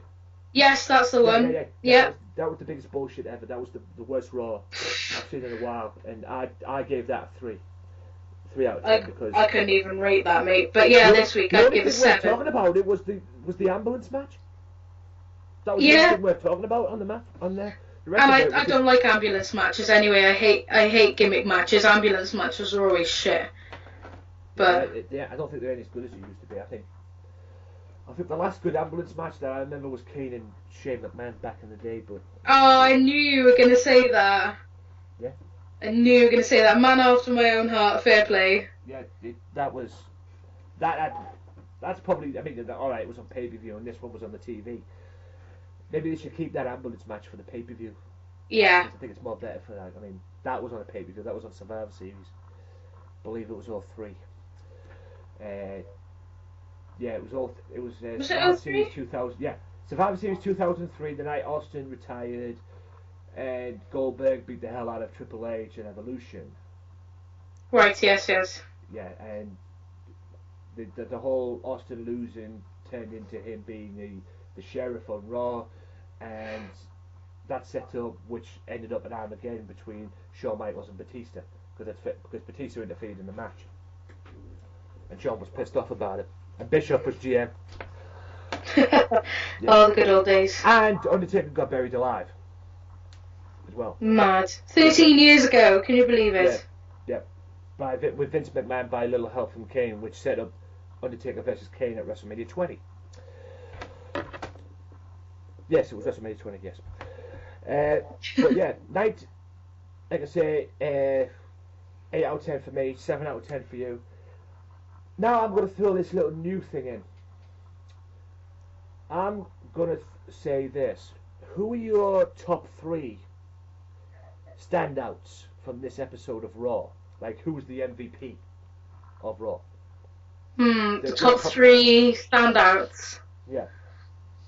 I'm gonna say Lesnar, Rollins, and I'm gonna say Ambrose over Barrett. Ambrose, yeah. Oh, okay. I would probably say, for me, definitely Lesnar. Like I say, Lesnar, the real MVP of Raw. I would say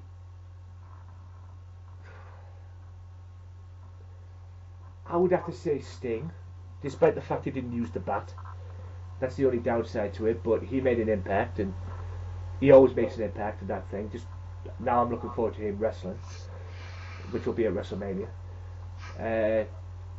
And I can't believe I'm giving this guy the 3rd spot in mine, JBL. For his clothesline from hell on the Ascension. That's the JBL I like. Oh, Bradshaw. When he was back at Bradshaw, you know, and him and Ron Simmons used to beat the piss out of random people in the pub. Fucking great. I mean, they didn't care. I mean, probably one of the greatest tag teams of all time, the APA. Oh, right. Yes, a shadow of a doubt. Right. With that being said, ladies and gents, it is now time for the Royal Rumble predictions. Yay! Sorry, I kind of marked out a little bit then. Yeah, no. I'm marking out too. I'm just not showing it like you did. But yeah, we are going to start these Royal Rumble predictions. I guess we'll get the kickoff show out of the way. Who do you think will win the kickoff match? It's got to be New Day. Yeah. New Day for me. We'll end that there because, like I say, nobody cares about a kickoff match. Quite frankly, they just want to see the pay-per-view. I mean, the kickoff matches are just ways of getting people to buy the pay-per-view or get the pay-per-view on the network. And plus, I would be pretty sure, and I wouldn't be surprised if we saw all 6 men in the Royal Rumble match later on. Agreed. Right, we'll get to the next match, which is I know you'll probably want to talk about. You probably want to talk about the Ascension and the Outlaws. Yeah. Who are your predictions for this match? The Ascension. I want to say the Outlaws, but it makes more sense the Ascension win.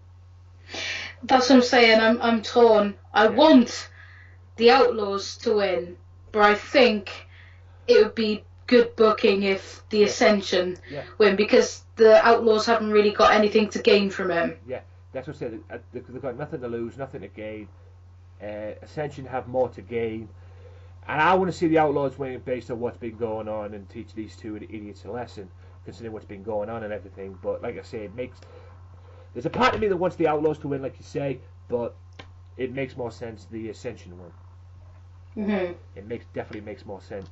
So, as much as I love to see the Outlaws win, yeah, I'm kind of going for the Ascension myself. Right, the next match is the Divas match. Paige and Natalya against the Bella Twins.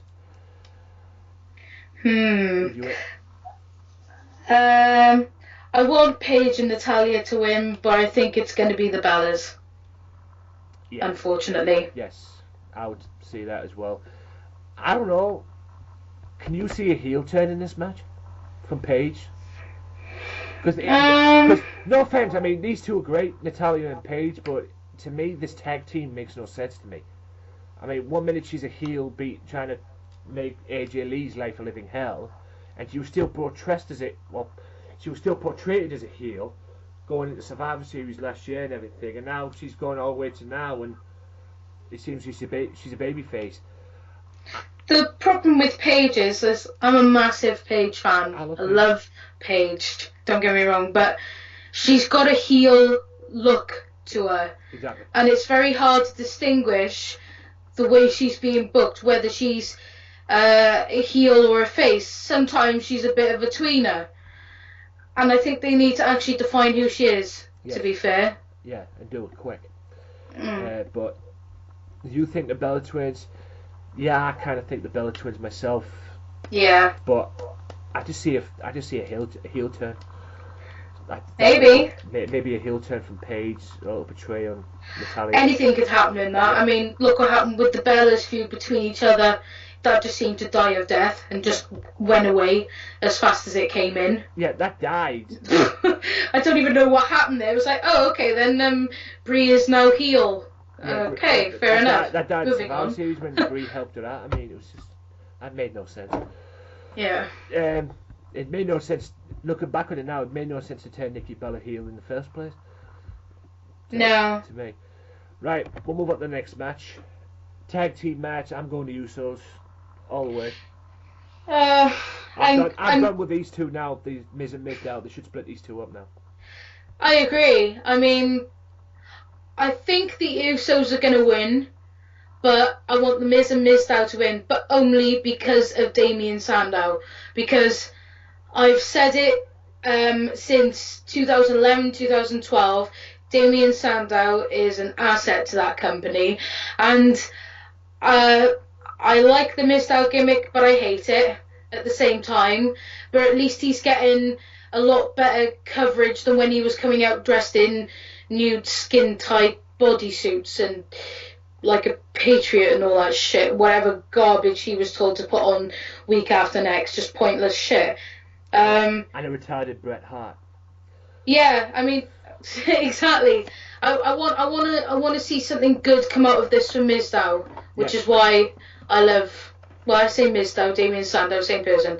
Yeah. But it's like, I want to see something good come out of it for him because he deserves it after his ridiculous burial of the failed cash-in of his briefcase from the 2013 Money in the Bank match. He needs it. He deserves it. Needs it. Yeah, going back to last year when they let Drew McIntyre and Co go. This guy was on that list. He was on the list, and then they decided to give him this thing and everything, and make him the new 3MB, so to speak. You know, now 3MB are gone. They needed a new comedy skit dude, and Mizdow was the guy. And now he's built all this fan base up, because he's got a fan base. I mean, they're figured cheap for the guy over the Miz. Oh yeah, he's great. What they need to do now, WWE, is split these two up. He doesn't need the Miz now. No, I mean the Miz is shit anyway. Yes, Miz hasn't been the same since he won the WWE title. No, agreed. Although he had a good Intercontinental title run, but that's neither here nor there. But they should split these two up now and take what they've done with Mizdow and run with it. You know, give him a push. You know, run with it, because he's over with the fans. All he needs now is just to get that pushed a little bit more, maybe to a title. I don't know, maybe a world title at some point or something. Oh hell yeah! I mean, I even want a T-shirt that says Mizdow Stunt Double. Yeah. I'd quite happily be Mizdow Stunt Double. Yeah. I would say that as well, but that's what they need to do, because like I say, I'm done with this tag team, and the fact that they won the tag belts. What pissed me off was when they won the tag belts and Mizdow, and you got Miz holding both real titles, and Mizdow coming out with these two freaking titles that my niece would be proud of. I mean, could we see Miz turning on Mizdow, doing a heel turn for Usos to scoop the win? Out. Do you reckon? what? I don't know if I could see Miz turning on Miz. I would see Miz. Or did you say that? I would see definitely Miz turning on Miz. Oh, see, I can see it going the other way. I can see Miz But being hey, the heel and turning on Mizdow. yeah. Hey, at the end of the day, it could work either way. I would say more Miz to babyface mode than Miz to heel mode, even though he's already heel anyway. But I would say Miz to babyface mode, then he can get that babyface run, or maybe a babyface run, and keep giving him the stunt double, but mimic somebody else, not other than the Miz. Keep giving him the stunt double gimmick, but have him come out to, like, I don't know, maybe come out with Daniel Bryan and have him coming down doing the yes chants and that and whatnot. But anyway, I would say more of that. But anyway, I just want these two to split up because It's time. It's time for them to go. And I've never been a big fan of Miz anyway, so we'll move on from there. Now, before we go to the Rumble match, let's get the World Title out of the way. I have heard a lot of predictions for this match. There's talk of Brock Lesnar winning it. There's talk of John Cena winning it. There's no talk of Rollins winning it because he's got the Money in the Bank briefcase. That's why, although I could see a triple threat match between these three down the road well before this was even made, but there's no point of Rollins being in the match because you've got the briefcase.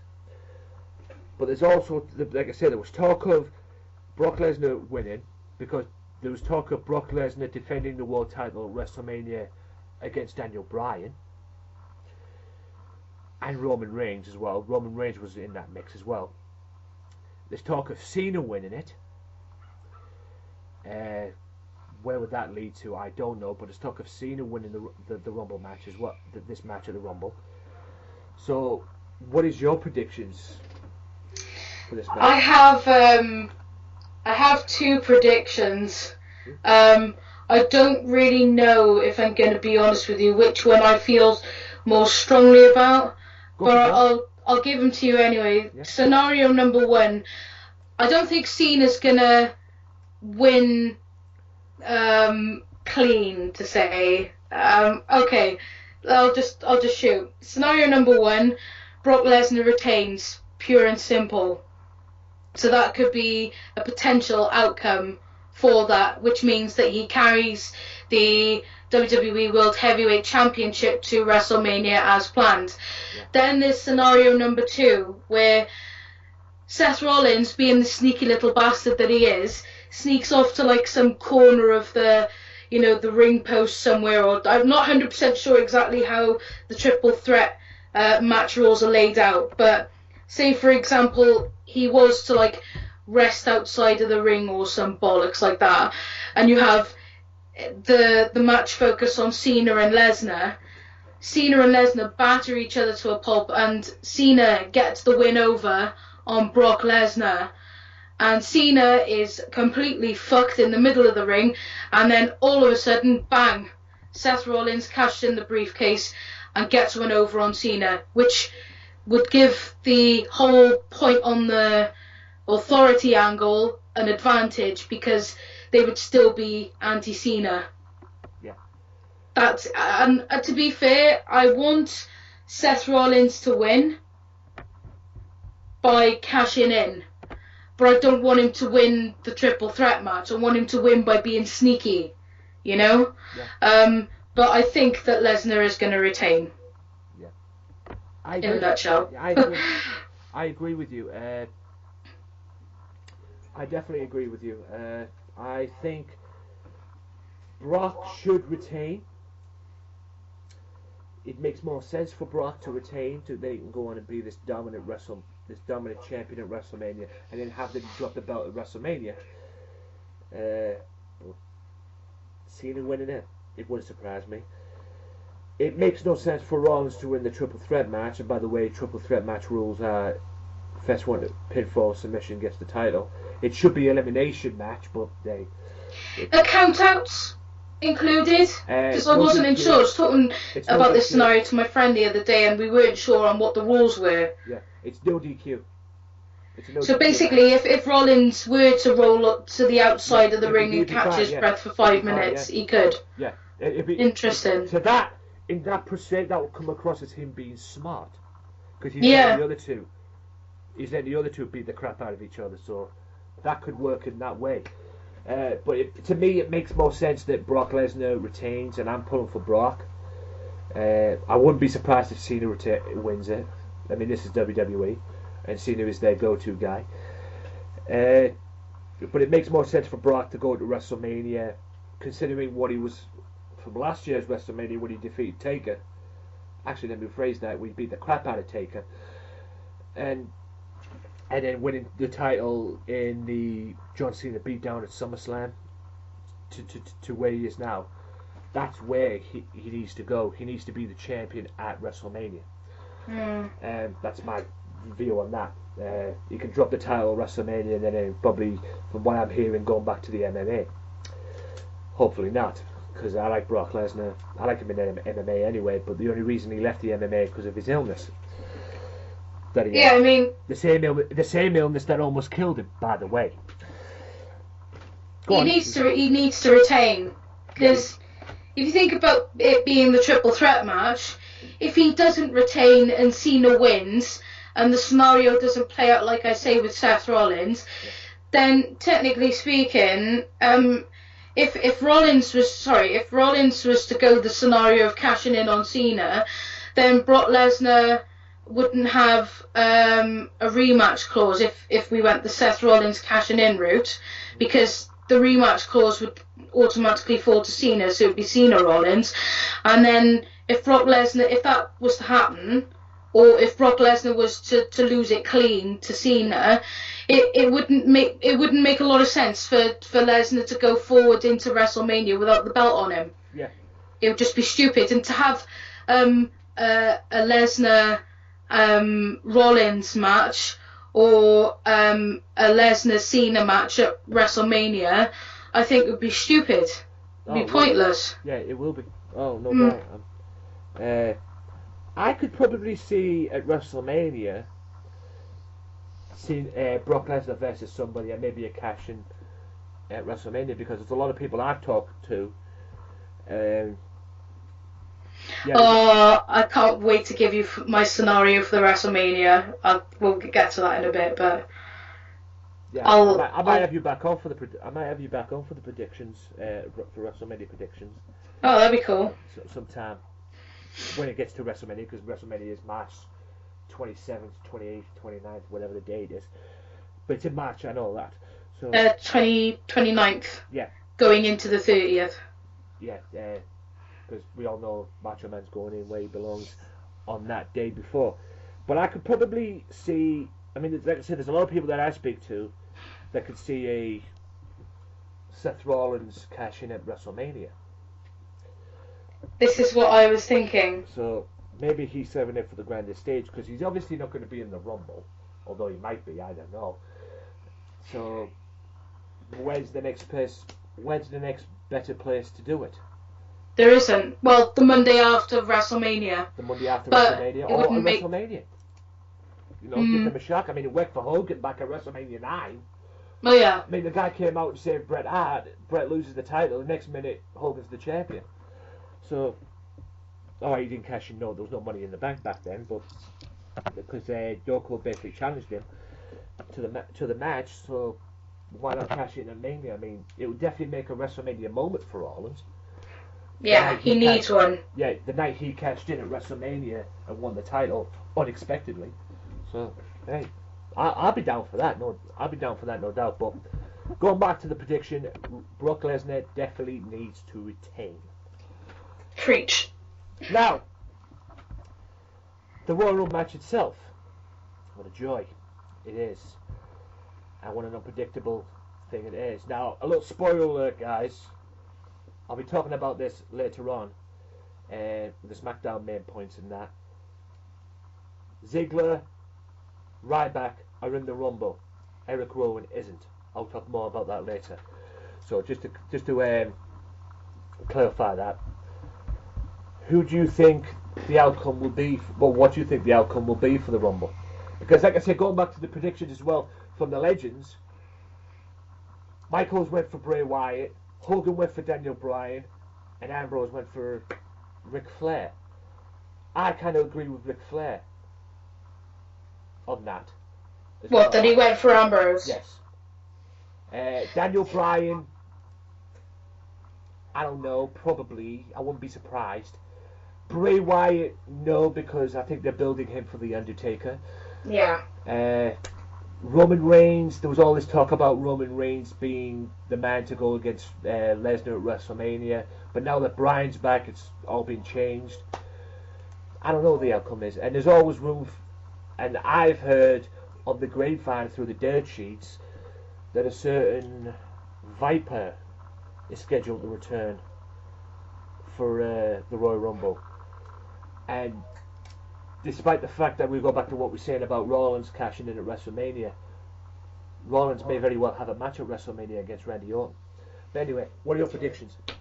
Well, I mean, I've got the list here of 21 guys that have been, I'd probably say 95% confirmed for the Rumble on Sunday. The list is as follows. You got Ryback and Ziggler. Yep. You got Jimmy and Jey Uso. You got R-Truth, Mizdow and The Miz, Fernando and Diego, Los Matadors, Fandangle, Justin Gabriel, Goldust and Stardust, Big Show, Kane, Daniel Bryan, Ambrose, Wyatt, Bad News Barrett, Reigns and Rusev. I make that 21. Yeah. Now, the rumours are, like you said, you've got Randy Orton as a rumour. Jericho apparently is a rumour as well. You're going to have an NXT guy in there. Rumours for those are Neville, Zayn and Owens. Yeah.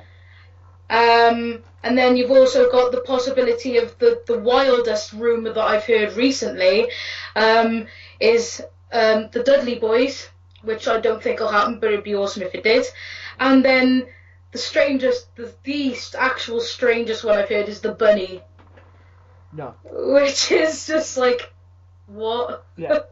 I read on the dirt sheets before we started recording this one, I've read on the dirt sheets that there's one special guest that's going to be, there's one special, you might as well make that 22 because I've heard that one person's definitely been confirmed for the Rumble, and that's the whole fucking show. Little spoiler alert. Really? The whole fucking show's been confirmed, and you know who the whole fucking show is, ladies and gentlemen? It's Raw Damn. And notice I said whole fucking show, not whole damn show. Fuck you, Cole. So, but my prediction to win? Yeah. It's down to two guys. It's down to Bryan and Reigns for me, and I'm gonna say it's gonna be Reigns purely because Daniel Bryan is just coming back into the WWE now, and I think that he's going to be an integral part to the storyline for the WWE World Heavyweight Championship, but I don't believe that he's going to have a secondary WrestleMania moment. It'd be great to see Brock Lesnar versus Daniel Bryan and have a David and Goliath type of match, but I believe that this is going to be Roman Reigns' WrestleMania moment, so I'm going to be very bold and say I'm picking Reigns for the win, because I feel that it's going to be Reigns versus Lesnar at WrestleMania. I think that Reigns will beat Lesnar for the title, and I think then we could potentially see a cash-in from Seth Rollins, whether it be successful or not. Yeah. If it's an unsuccessful one, this is where I think Daniel Bryan is going to interfere and cause Rollins to lose his briefcase. Yeah. So, both very viable options, but yeah, I think I'm going to choose Reigns. What about yourself? Yeah. I would probably, if the rumours are true and Orton returns, I would probably say Orton will have a chance. But, if I'm being realistic, because like I say, I can see a Rollins and Orton at WrestleMania, I my realistic predictions are, you say Roman Reigns or Daniel Bryan, but you went for Roman Reigns. I could see Daniel Bryan being back in there, but like you say, he's just come back from an injury. Yeah. So I don't think they might not push him towards that. They might do, but I don't think there'll be a few WWE officials there that be thinking, no, don't push him too far. He's only just come back from an injury, blah blah blah. If you're gonna have him win the title at SummerSlam, or hey, that would be perfect because since he lost the title in the first place at SummerSlam, well, last time around anyway. So I haven't kind of had that redemption there in that respect. But I'm probably gonna go with Ric Flair's prediction with Dean Ambrose, because a lot of people chose Roman Reigns as the man. He's the future. Stone Cold, me, James Powers, Mike Rodriguez, and various other people as well consider Dean Ambrose as the future of the WWE. We can include me in that list as well, because I think he is. Okay, Roxxie as well. We'll show Roxxie in there as well. You heard it here first, ladies and gentlemen. She agrees also. So I would probably go for Dean Ambrose, because WWE, it would be a mistake for WWE not to capitalize on all this momentum that Ambrose has got. And why take with Austin back in the day, he had all this going into WrestleMania 14 and it went with him. But I know Ambrose has had this all now since the Shield breakup. He's had the great feud with Bray Wyatt. He's had the great feud with Rollins, feud of the year, if you ask me. He's had all this stuff as well. Why not capitalize on that and have him win the belt at WrestleMania? Capitalize that. I would go for it myself, but then again, this is WWE. Yeah, I agree. And booking has not been very perfect in the years. But my prediction is Dean Ambrose. There you go. I'd love it to be Ambrose. Yeah. I don't think it's going to be, though. That's the problem. I mean, this is the thing is, if you're going to go with saying that Lesnar is going to retain the title and Ambrose was to win the Royal Rumble, to me in my head it doesn't make bookable sense to have Ambrose against Lesnar at WrestleMania. Oh. I mean, don't get me wrong, it'd be good because Ambrose can hold his own, but yeah. I couldn't see a feud being made between them. Yeah, they'll probably make the feud. They'll probably start the feud after Fastlane in February. Possibly. I mean, I don't think that there's going to be a title line defense at Fastlane. What they should do, they'll probably be a title defense at Fastlane. I don't know, maybe not. I don't know, but normally there has been. But what they should do is Brock Lesnar wins the world title Royal Rumble. So and so wins the Royal Rumble. Dean Ambrose for me. Wins the Royal Rumble and then have them two start the feud after the Royal Rumble. Don't wait until after freaking Fastlane, which is what they've done in the past. They've waited after February's pay-per-view to continue it. But now they've got no title. They've only got one title. Start the feud now, and then build it right the way up to WrestleMania, and then it could probably be one of the top matches at that WrestleMania card. But WrestleMania main events have to be built just like The Rock was against Cena. The Rock and Cena won. That was built. That wasn't built physically, but that was built through social media. And people want, and the more people, and the more they two run their mouths off at each other, the more people wanted to see the match at Mania. And it worked out. All right, Rock won, but it worked out very well. The second one, however, didn't work out because Cena won the title. And that was kind of predictable because that was Cena's revenge, as I call it. And the perfect revenge for him too, as well. But that's what they should do. I mean, like I said, we could talk about WWE booking all night.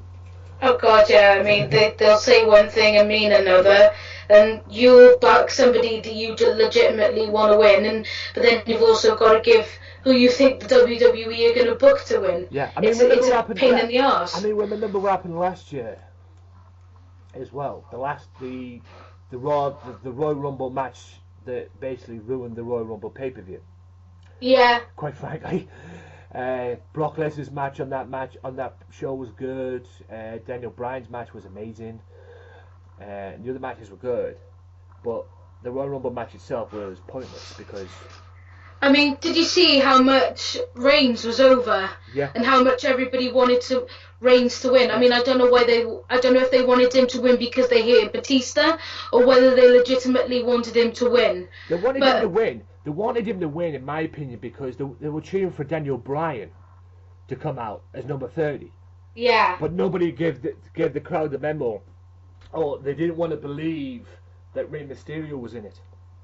Because they obviously didn't see the people giving their comments before the match on the Titantron. They didn't see that. Obviously, they didn't see that. Because if they saw that, you knew there would have been probably Rey Mysterio. How Rey Mysterio got number 30 in that Royal Rumble, I'll never know. But anyway. But they all wanted Daniel Bryan. They all wanted Daniel Bryan out. And they were booing Rey Mysterio when he came out. So, option A didn't come out. So where do you go? Option B. And Reigns was over that time. Anyway, and he was over even more through the year. The only mistake that WWE made was giving him, and let's face it was WWE that gave him. It wasn't the fans, man. It wasn't the fans. They gave him Superstar of the Year, Roman Reigns, which made no sense to me, considering. All right, he had some good matches. He had a good match with Orton at SummerSlam and that, but he was injured for most of the year. The person who should have got Superstar of the Year was Dean Ambrose, to me. But that's just my opinion on that, ladies and gentlemen.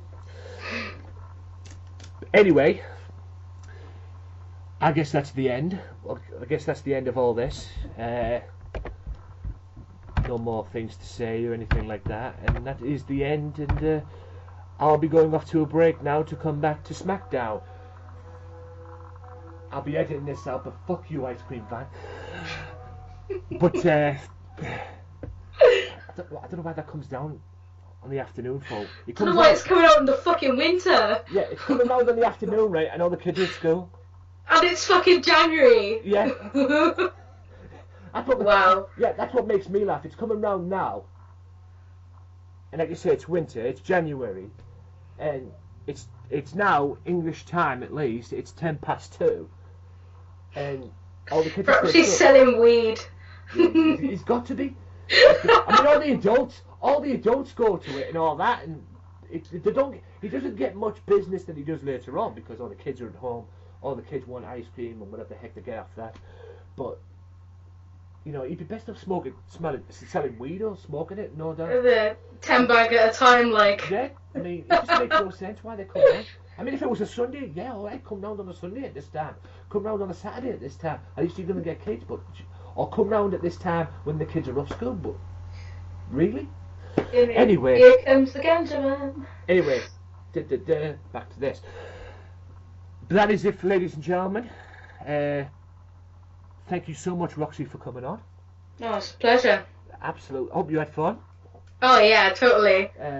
Like I say, we shoot the breeze on this show, ladies and gentlemen, so if any of the stuff was controversial that we've said, tough. Because that's how I roll on this show, and I wouldn't have it any other way.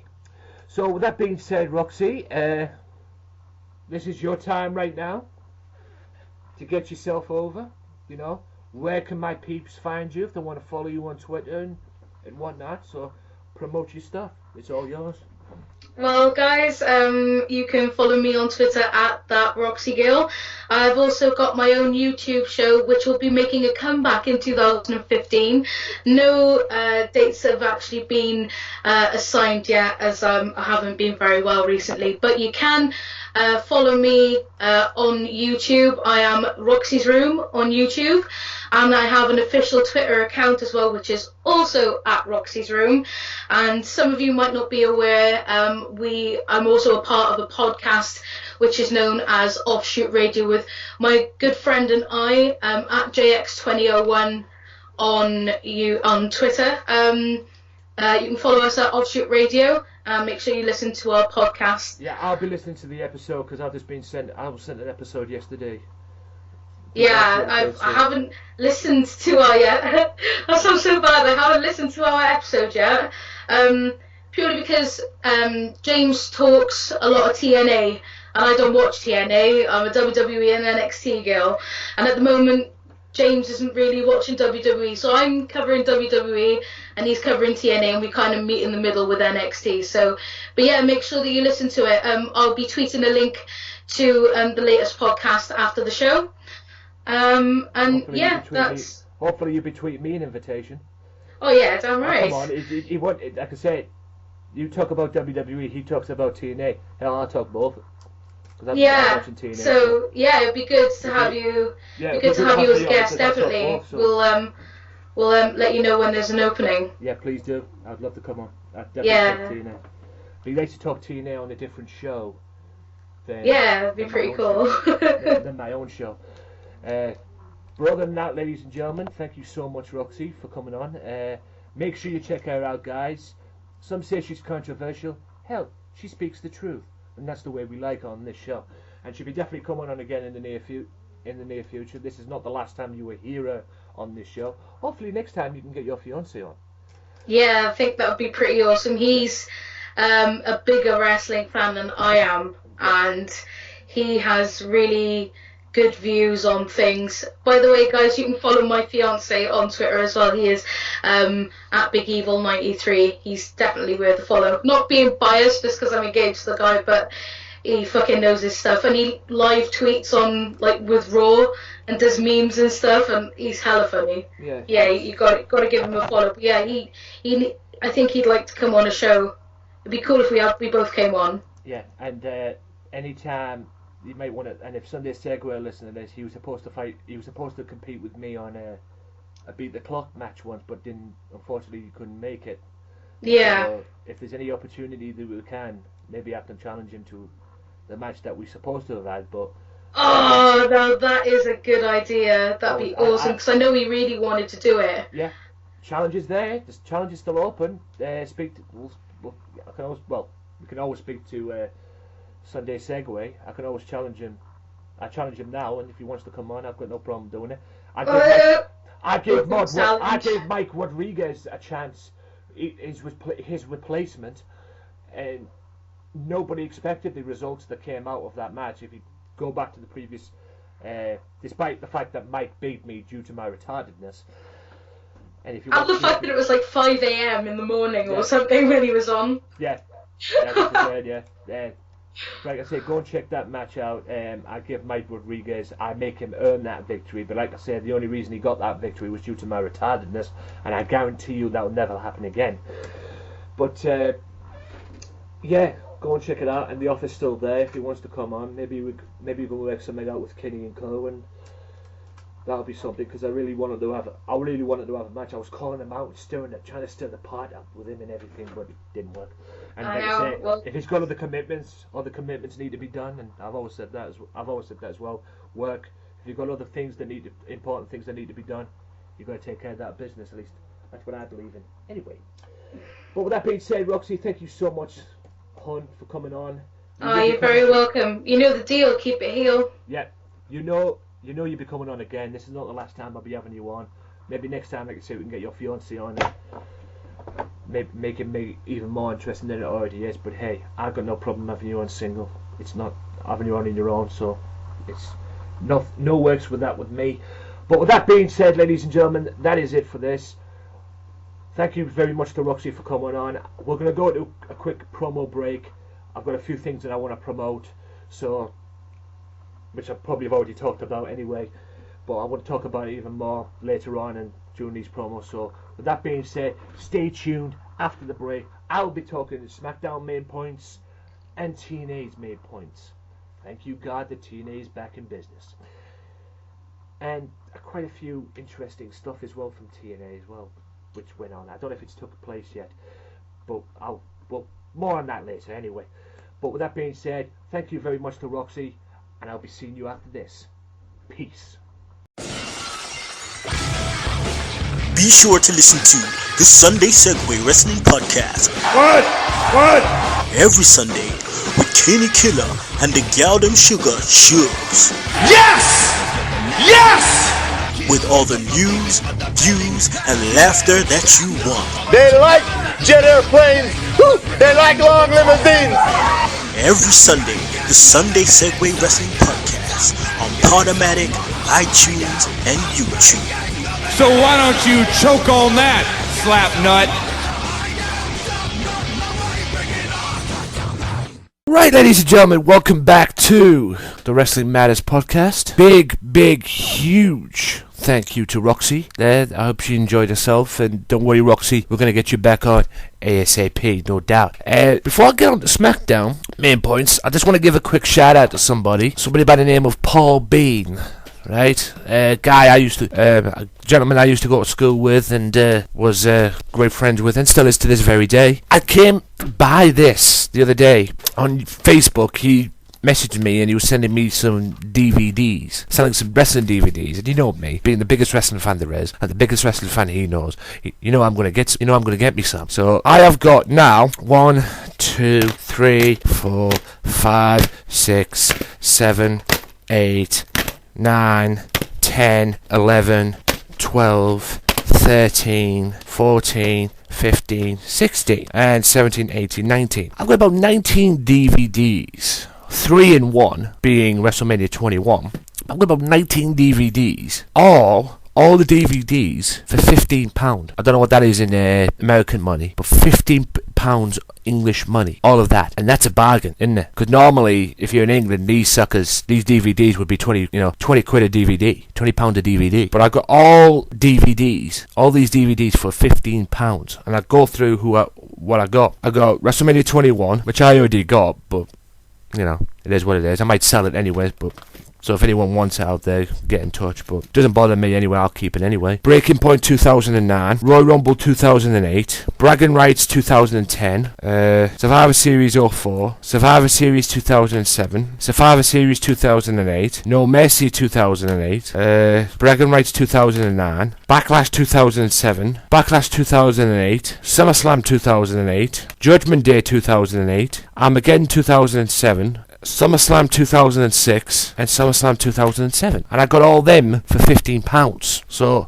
shout out to Mr. Paul Bean. If you have any more of that, please let me know, and I'll gladly take them off your hands. Some people may think I'm crazy, some people may think I'm not, but at the end of the day, I'm a wrestling fan, and I ain't going to turn them down. Like I said, I've got about 19 DVDs there, all for £15. All for £15, so that's like £1 DVD. You don't get any better than that. Sorry. Now going on from that, I just wanted to bring that up to you guys, so shout out to Mr. Paul Bean. Thank you so much. Now, we go from that to SmackDown's main points. SmackDown was kicked off this week by Daniel Bryan as he welcomed back Ryback, Eric Rowan, and Dolph Ziggler. Rather than talk about his high-stakes SmackDown main event against Kane, the Royal Rumble match, the Authority, or a slender of other topics, Daniel Bryan kicked off Thursday's hottest show by introducing recently rehired Ryback, Eric Rowan, Dolph Ziggler. The three superstars praised John Cena's efforts to bring them back and made it clear that they had re-emerged with a renewed drive. Seth Rollins, Big Show, and J&J Security cut the celebration short, though, despite the fact that Mr. Money in the Bank, the Giant, and the cohort were all taken down by WWE World Heavyweight Champion Brock Lesnar on Monday Night Raw, which was fucking epic. They didn't seem the least bit humbled. Instead, a confident Kane reminded Bryan that he would have to go through him in their no disqualification match to get the Royal Rumble.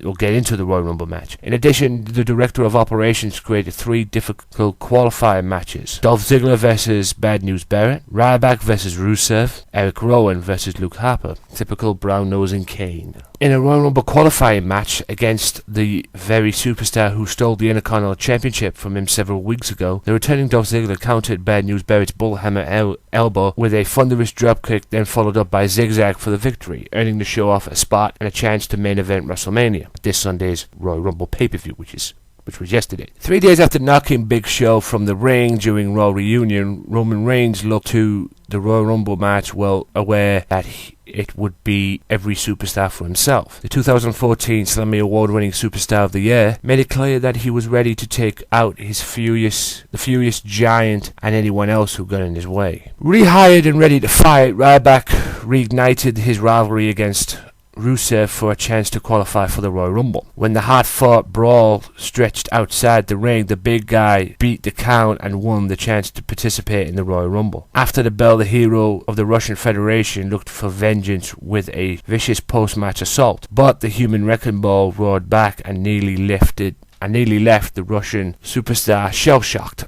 Brie Bella beat Naomi, and their opponents for the Royal Rumble, the Bella Twins' opponents for the Royal Rumble, was at ringside, Paige and Natalia. While Dolph Ziggler and Ryback managed to qualify for the Royal Rumble match early in the night, it was not meant to be for Eric Rowan. After the red-bearded superstar missed the mark off the top rope, his one-time ally Luke Harper delivered an earth-shattering kick for a 3 count. So, will these two now feud? That's a little engine there for them to feud in. I wouldn't do it. I'll do it. Get them feuding. With Daniel Bryan's spot in the Royal Rumble on the line, the Beard and Kane were prepared to pull out all the stops in their no disqualification showdown. In the showdown that employed not only interference from J&J security but also ringside barricades, steel steps, steel ring posts, the announce table, kendo sticks and the unforgiving steel chairs, Bryan would ultimately kick out of the Demon's chokeslam to reign supreme with a running knee. As Bryan was celebrating on the ramp, however, Big Show attacked and carried him back to the ring for a 4-on-1 assault. Moments later, Ryback, Eric Rowan and Dolph Ziggler emerged to even the odds, and with the Royal Rumble match 3 days away, it wasn't long before the entire locker room joined the action and ignited a ring-wide brawl. While many competitors were soon cleared out in the end, Ziggler, Ryback, Bryan, Dean Ambrose, Roman Reigns, Big Show and Kane were left in a face-off. A reminder to one and all that this Sunday's match, or the Royal Rumble match, it's every man for himself. And there you go, ladies and gentlemen, that is the end of the Smackdown main points. Now, take a quick commercial break. A quick promo break, and I'll be back with TNA's main points. So, stay tuned. Be sure to listen to the Wrestling Matters podcast each and every Monday, only on Mixcloud, iTunes, Stitcher Radio, YouTube, Podomatic, and SoundCloud. Wrestling Matters, wrestling fans, we talk about Monday Night Raw, we shoot the breeze, we pipe bomb, and we tell it like it is. Tune in each and every Monday for the Wrestling Matters podcast, where wrestling matters.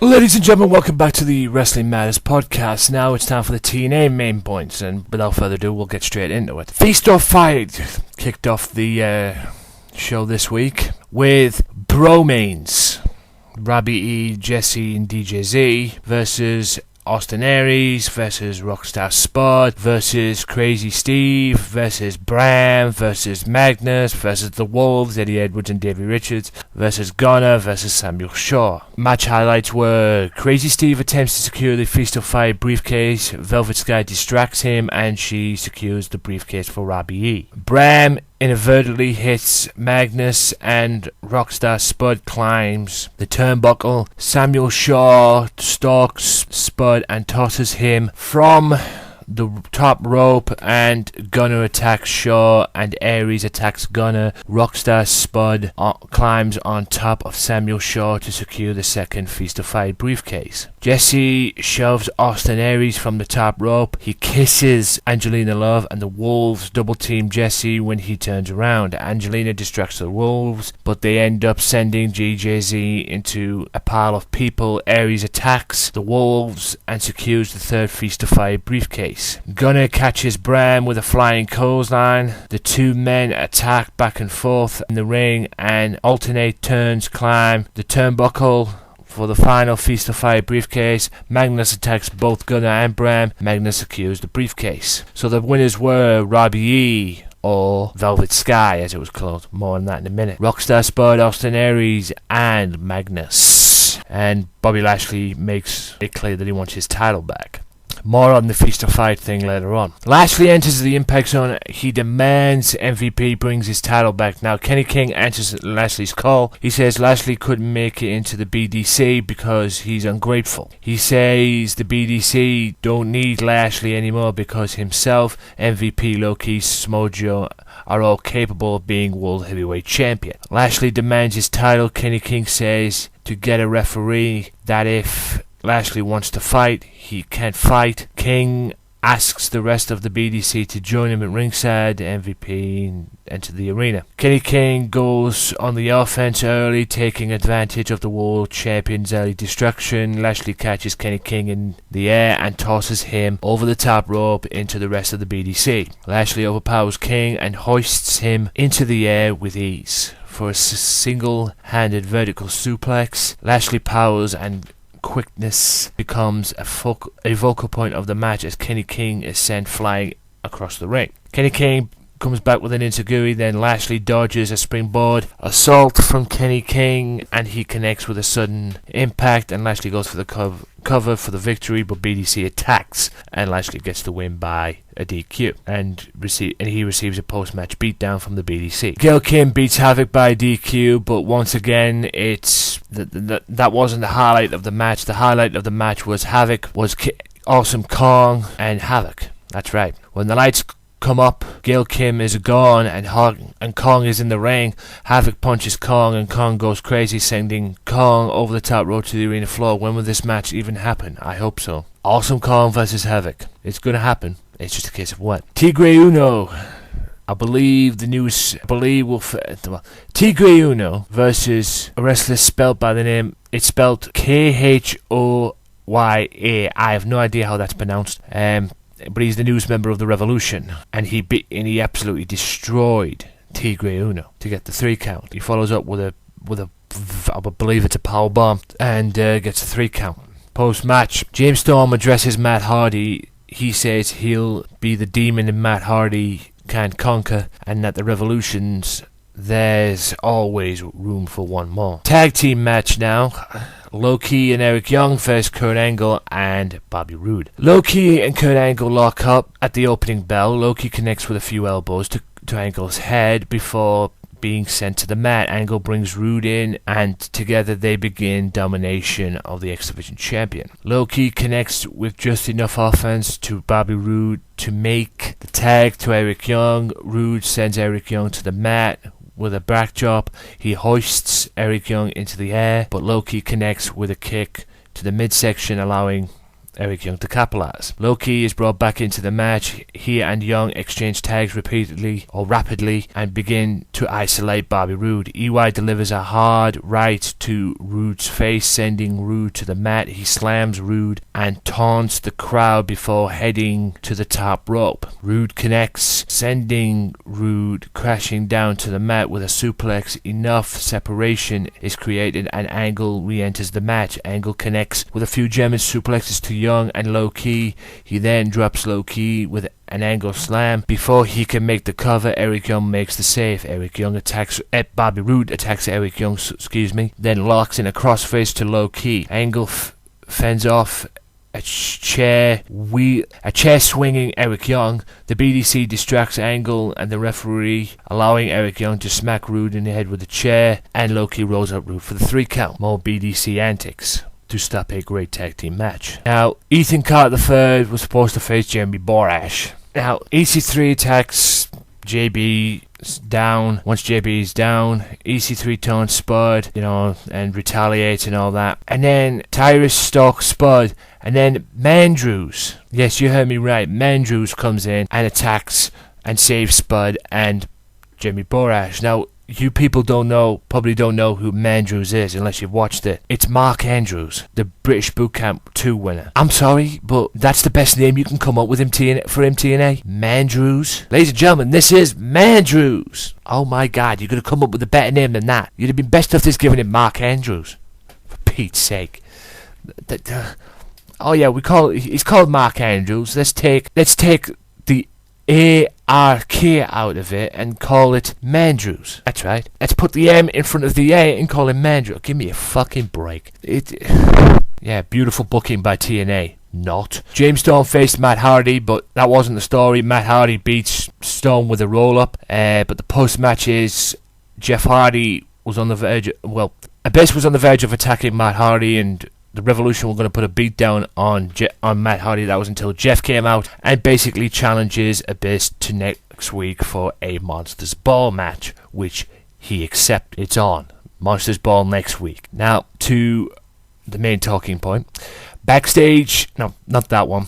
that wasn't the wrong one. Christy Hemme oversees the revelations of the Feast of Fire briefcases. Christy says they'll begin in descending order. Case number 4, Rockstar Spud opens the case to reveal the opportunity for an X Division Championship. Christy calls upon Magnus to reveal the contents of number 3. He reveals a tag team championship opportunity, so I'm guessing no doubt it'll be Magnus and Bram. That's if Chris Colley is relieved him from his duties in EPW. I highly doubt that though. But anyway, moving on, back to TNA. Christy says that either Robbie E or Austin Aries will receive a championship opportunity while the other one will be fired.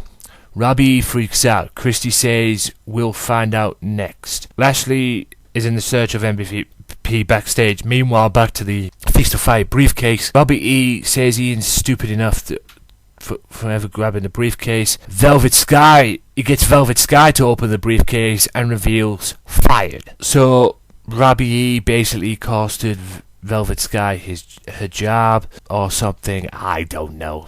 But at the end of the day, it should be Robbie E should be fired, but it wasn't, apparently. But I'm sure that'll be all cleared up this Friday on Impact. But as that was going on, the greatest man that ever lived opens his briefcase and he hit the jackpot, because he is now confirmed as the number 1 contender to the World Heavyweight Championship. That's right, Austin Aries is the number 1 contender to the World Championship. Question is, when will he cash it in? Will it be on BDCs? Will it be on the BDC? Or will it be on Bobby Lashley? Or even Bobby Roode? Who's to say? We'll have to wait and see. Backstage outside, Lashley and MVP brawl in the streets of New York City. The fight carries over back into the inside in the Manhattan Center. Lashley picks up a piece of guardrail, and before he can attack MVP, the rest of the BDC and Eric Young interfere, and it becomes 5-on-1 mugging. Kurt Angle and Bobby Roode make the save to retrieve Lashley's title as Impact goes off the air. What will happen this week on Impact? Who knows? Sure is going to be one hell of an interesting situation, and yeah, Impact's getting good, guys. Gotta check it out every Sunday on, I believe it's every Sunday on Challenge. Sunday night, 9 o'clock or 10 o'clock, whatever they're doing. But I think it's 9 o'clock because Wrestle Talk TV's on at 11, so 9 o'clock every Sunday on Challenge TV on Sky or Virgin or whatever the heck it is. Check it out, man. It's getting good. Now, I will be back after this quick commercial break with my thoughts, reviews and opinions in the world of professional wrestling. Not only that, a few quick promotions regarding me and my podcast. As you well know, I spoke earlier on during the show part 1 that my website's out today, so I'll be giving you more information on that as well as other stuff also, so stay tuned. I'll be back after this. Be sure to follow the Wrestling Matters Podcast Twitter site right now at www.twitter.com/WM Podcast. Wrestling Matters, wrestling fans. If you like the Wrestling Matters Podcast, why not check out the Wrestling Matters Podcast Facebook fan page at www.facebook.com/WM Podcast. Wrestling Matters, wrestling fans. Hello everyone, Anthony Walker here. January 26th on the website. That's right, my website is finally born. My website, theheadanthonywalker.weebly.com. It will be born January 26th. Make sure you view it and check it out for all the good stuff. Podcast episodes. The Wrestling Madness channel is going to be on there as well. Videos from that. Games Matter channel, my other projects, and various other good stuff also. Also, you can listen to audio from the Wrestling Matters podcast. Not only that, some interview audio as well will be going up there as well. Be sure to check it out. January 26th, next week Monday, January 26th, the Wrestling Matters podcast comes to a website. My website, theheadanthonywalker.weebly.com. That's right, your favourite podcast host gets his own website. Wrestling Matters, wrestling fans. Welcome back, ladies and gentlemen, to the final part of the Wrestling Matters podcast. Now, a few quick news and views on the world of professional wrestling before I get into my big promotions that I've got. Apparently, there's rumours flying around that former WWE Tag Team Champion Justin Gabriel has quit the company this past weekend. More details haven't been confirmed on this, but yeah, it seems that Mr. Gabriel has quit the company. The latest word on Sheamus is that he will not be in the Royal Rumble. There was speculation that he may be returning this weekend, but anything is still possible. You know, maybe, may not be. Guess we'll find out. I guess you all know that as this is going out. Just another quick thing as well, guys. Daniel Bryan has been doing an interview. There's an article on NoDQ.com saying that Daniel Bryan's dream match would be. He's been talking about his dream match, and his dream match apparently is with Brock Lesnar for WrestleMania 31, so will that happen? There's a possibility, and there's talks that might happen, but we'll have to wait and see. Royal Rumble rumours are flying around that Sting is going to be in there. Sting. We've noted how Randy Orton, Bo Dallas, and Diamond Dallas Page are expected to be in the surprise entrances in the 30-man Royal Rumble. We have noted that Randy Orton, Bo Dallas, and Diamond Dallas Page are expected to be the surprise entrances in the 30-man Royal Rumble main event on Sunday. Team 3D were rumoured at one point, but we haven't heard any updates on them appearing. Another name rumoured to be in the Rumble is NXT champion Sami Zayn. In other rumours, Royal Rumble rumours that is, a Sting appearance to further the feud with Triple H is possible, and a full babyface turn by the WWE World Heavyweight Champion is expected but not confirmed after what happened on Raw. Lesnar will be defending his title against John Cena, Seth Rollins in a triple threat match. So, babyface turn, we'll have to wait and see. I don't think Lesnar really gives a shit about being a babyface. At the rate he's going, I don't think he cares about being a heel or a babyface. He just wants to beat somebody up at the end of the day. I mean, he proven that last week on Raw. He just wants to go out and just fuck somebody up. Layla's been having surgery. Hope she gets better soon. A possible match revealed for Fastlane pay-per-view in February. Now, as a possible match revealed, we have noted that the pay-per-view, which I believe is going to be held in Memphis, Tennessee, has been advertising Seth Rollins and Big Show to face John Cena and Roman Reigns in February 22nd's pay-per-view. New advertising in the Memphis area lists a last man standing match with Big Show versus Roman Reigns. That'll be interesting to see. That's all I can say about that. Very interesting. Right, let's see if there's anything else that's relevant to talk about or give my opinions on. Apparently there's an article also on NoDQ.com about former WWE and TNA superstar and knockout and diva Tara, who's better known to wrestling fan or WWE fans as Victoria, apparently having issues with TNA president Dixie Carter, which is nothing new, because I don't think she's the only one who's had issues with TNA's Dixie Carter. So I think everybody's had issues with Dixie Carter, to be fair. And that's it for the relevance. And just a quick reminder as well, guys, we all know that Macho Man's going into the Hall of Fame. Another quick reminder, though, there's also, from what I've heard, talks about Undertaker going in to the Hall of Fame as well. We have to wait and see on that one, unfortunately. Like I said earlier on, there's a possible news going around that it'll be Undertaker versus Bray Wyatt at the WrestleMania pay-per-view, so it'll be interesting to see what happens. Anyway, that's the end of the news, views, and opinions in the world of professional wrestling this week. Now, if you guys are a fan of this podcast and love this Wrestling Matters podcast, like I know many people do, I've talked to people who are loving it and enjoying it. You can buy merchandise for a limited time only, though. But you can buy some merchandise. That's right. Last week I was bored and I created a few things to do with the show. So if you're a fan, please support the Wrestling Matters podcast by buying the limited edition Wrestling Matters shirt now, and you can go to teespring.com/WM podcast-shirt. And there's another one as well. I believe it's teesprings.com/WrestlingM podcast as well.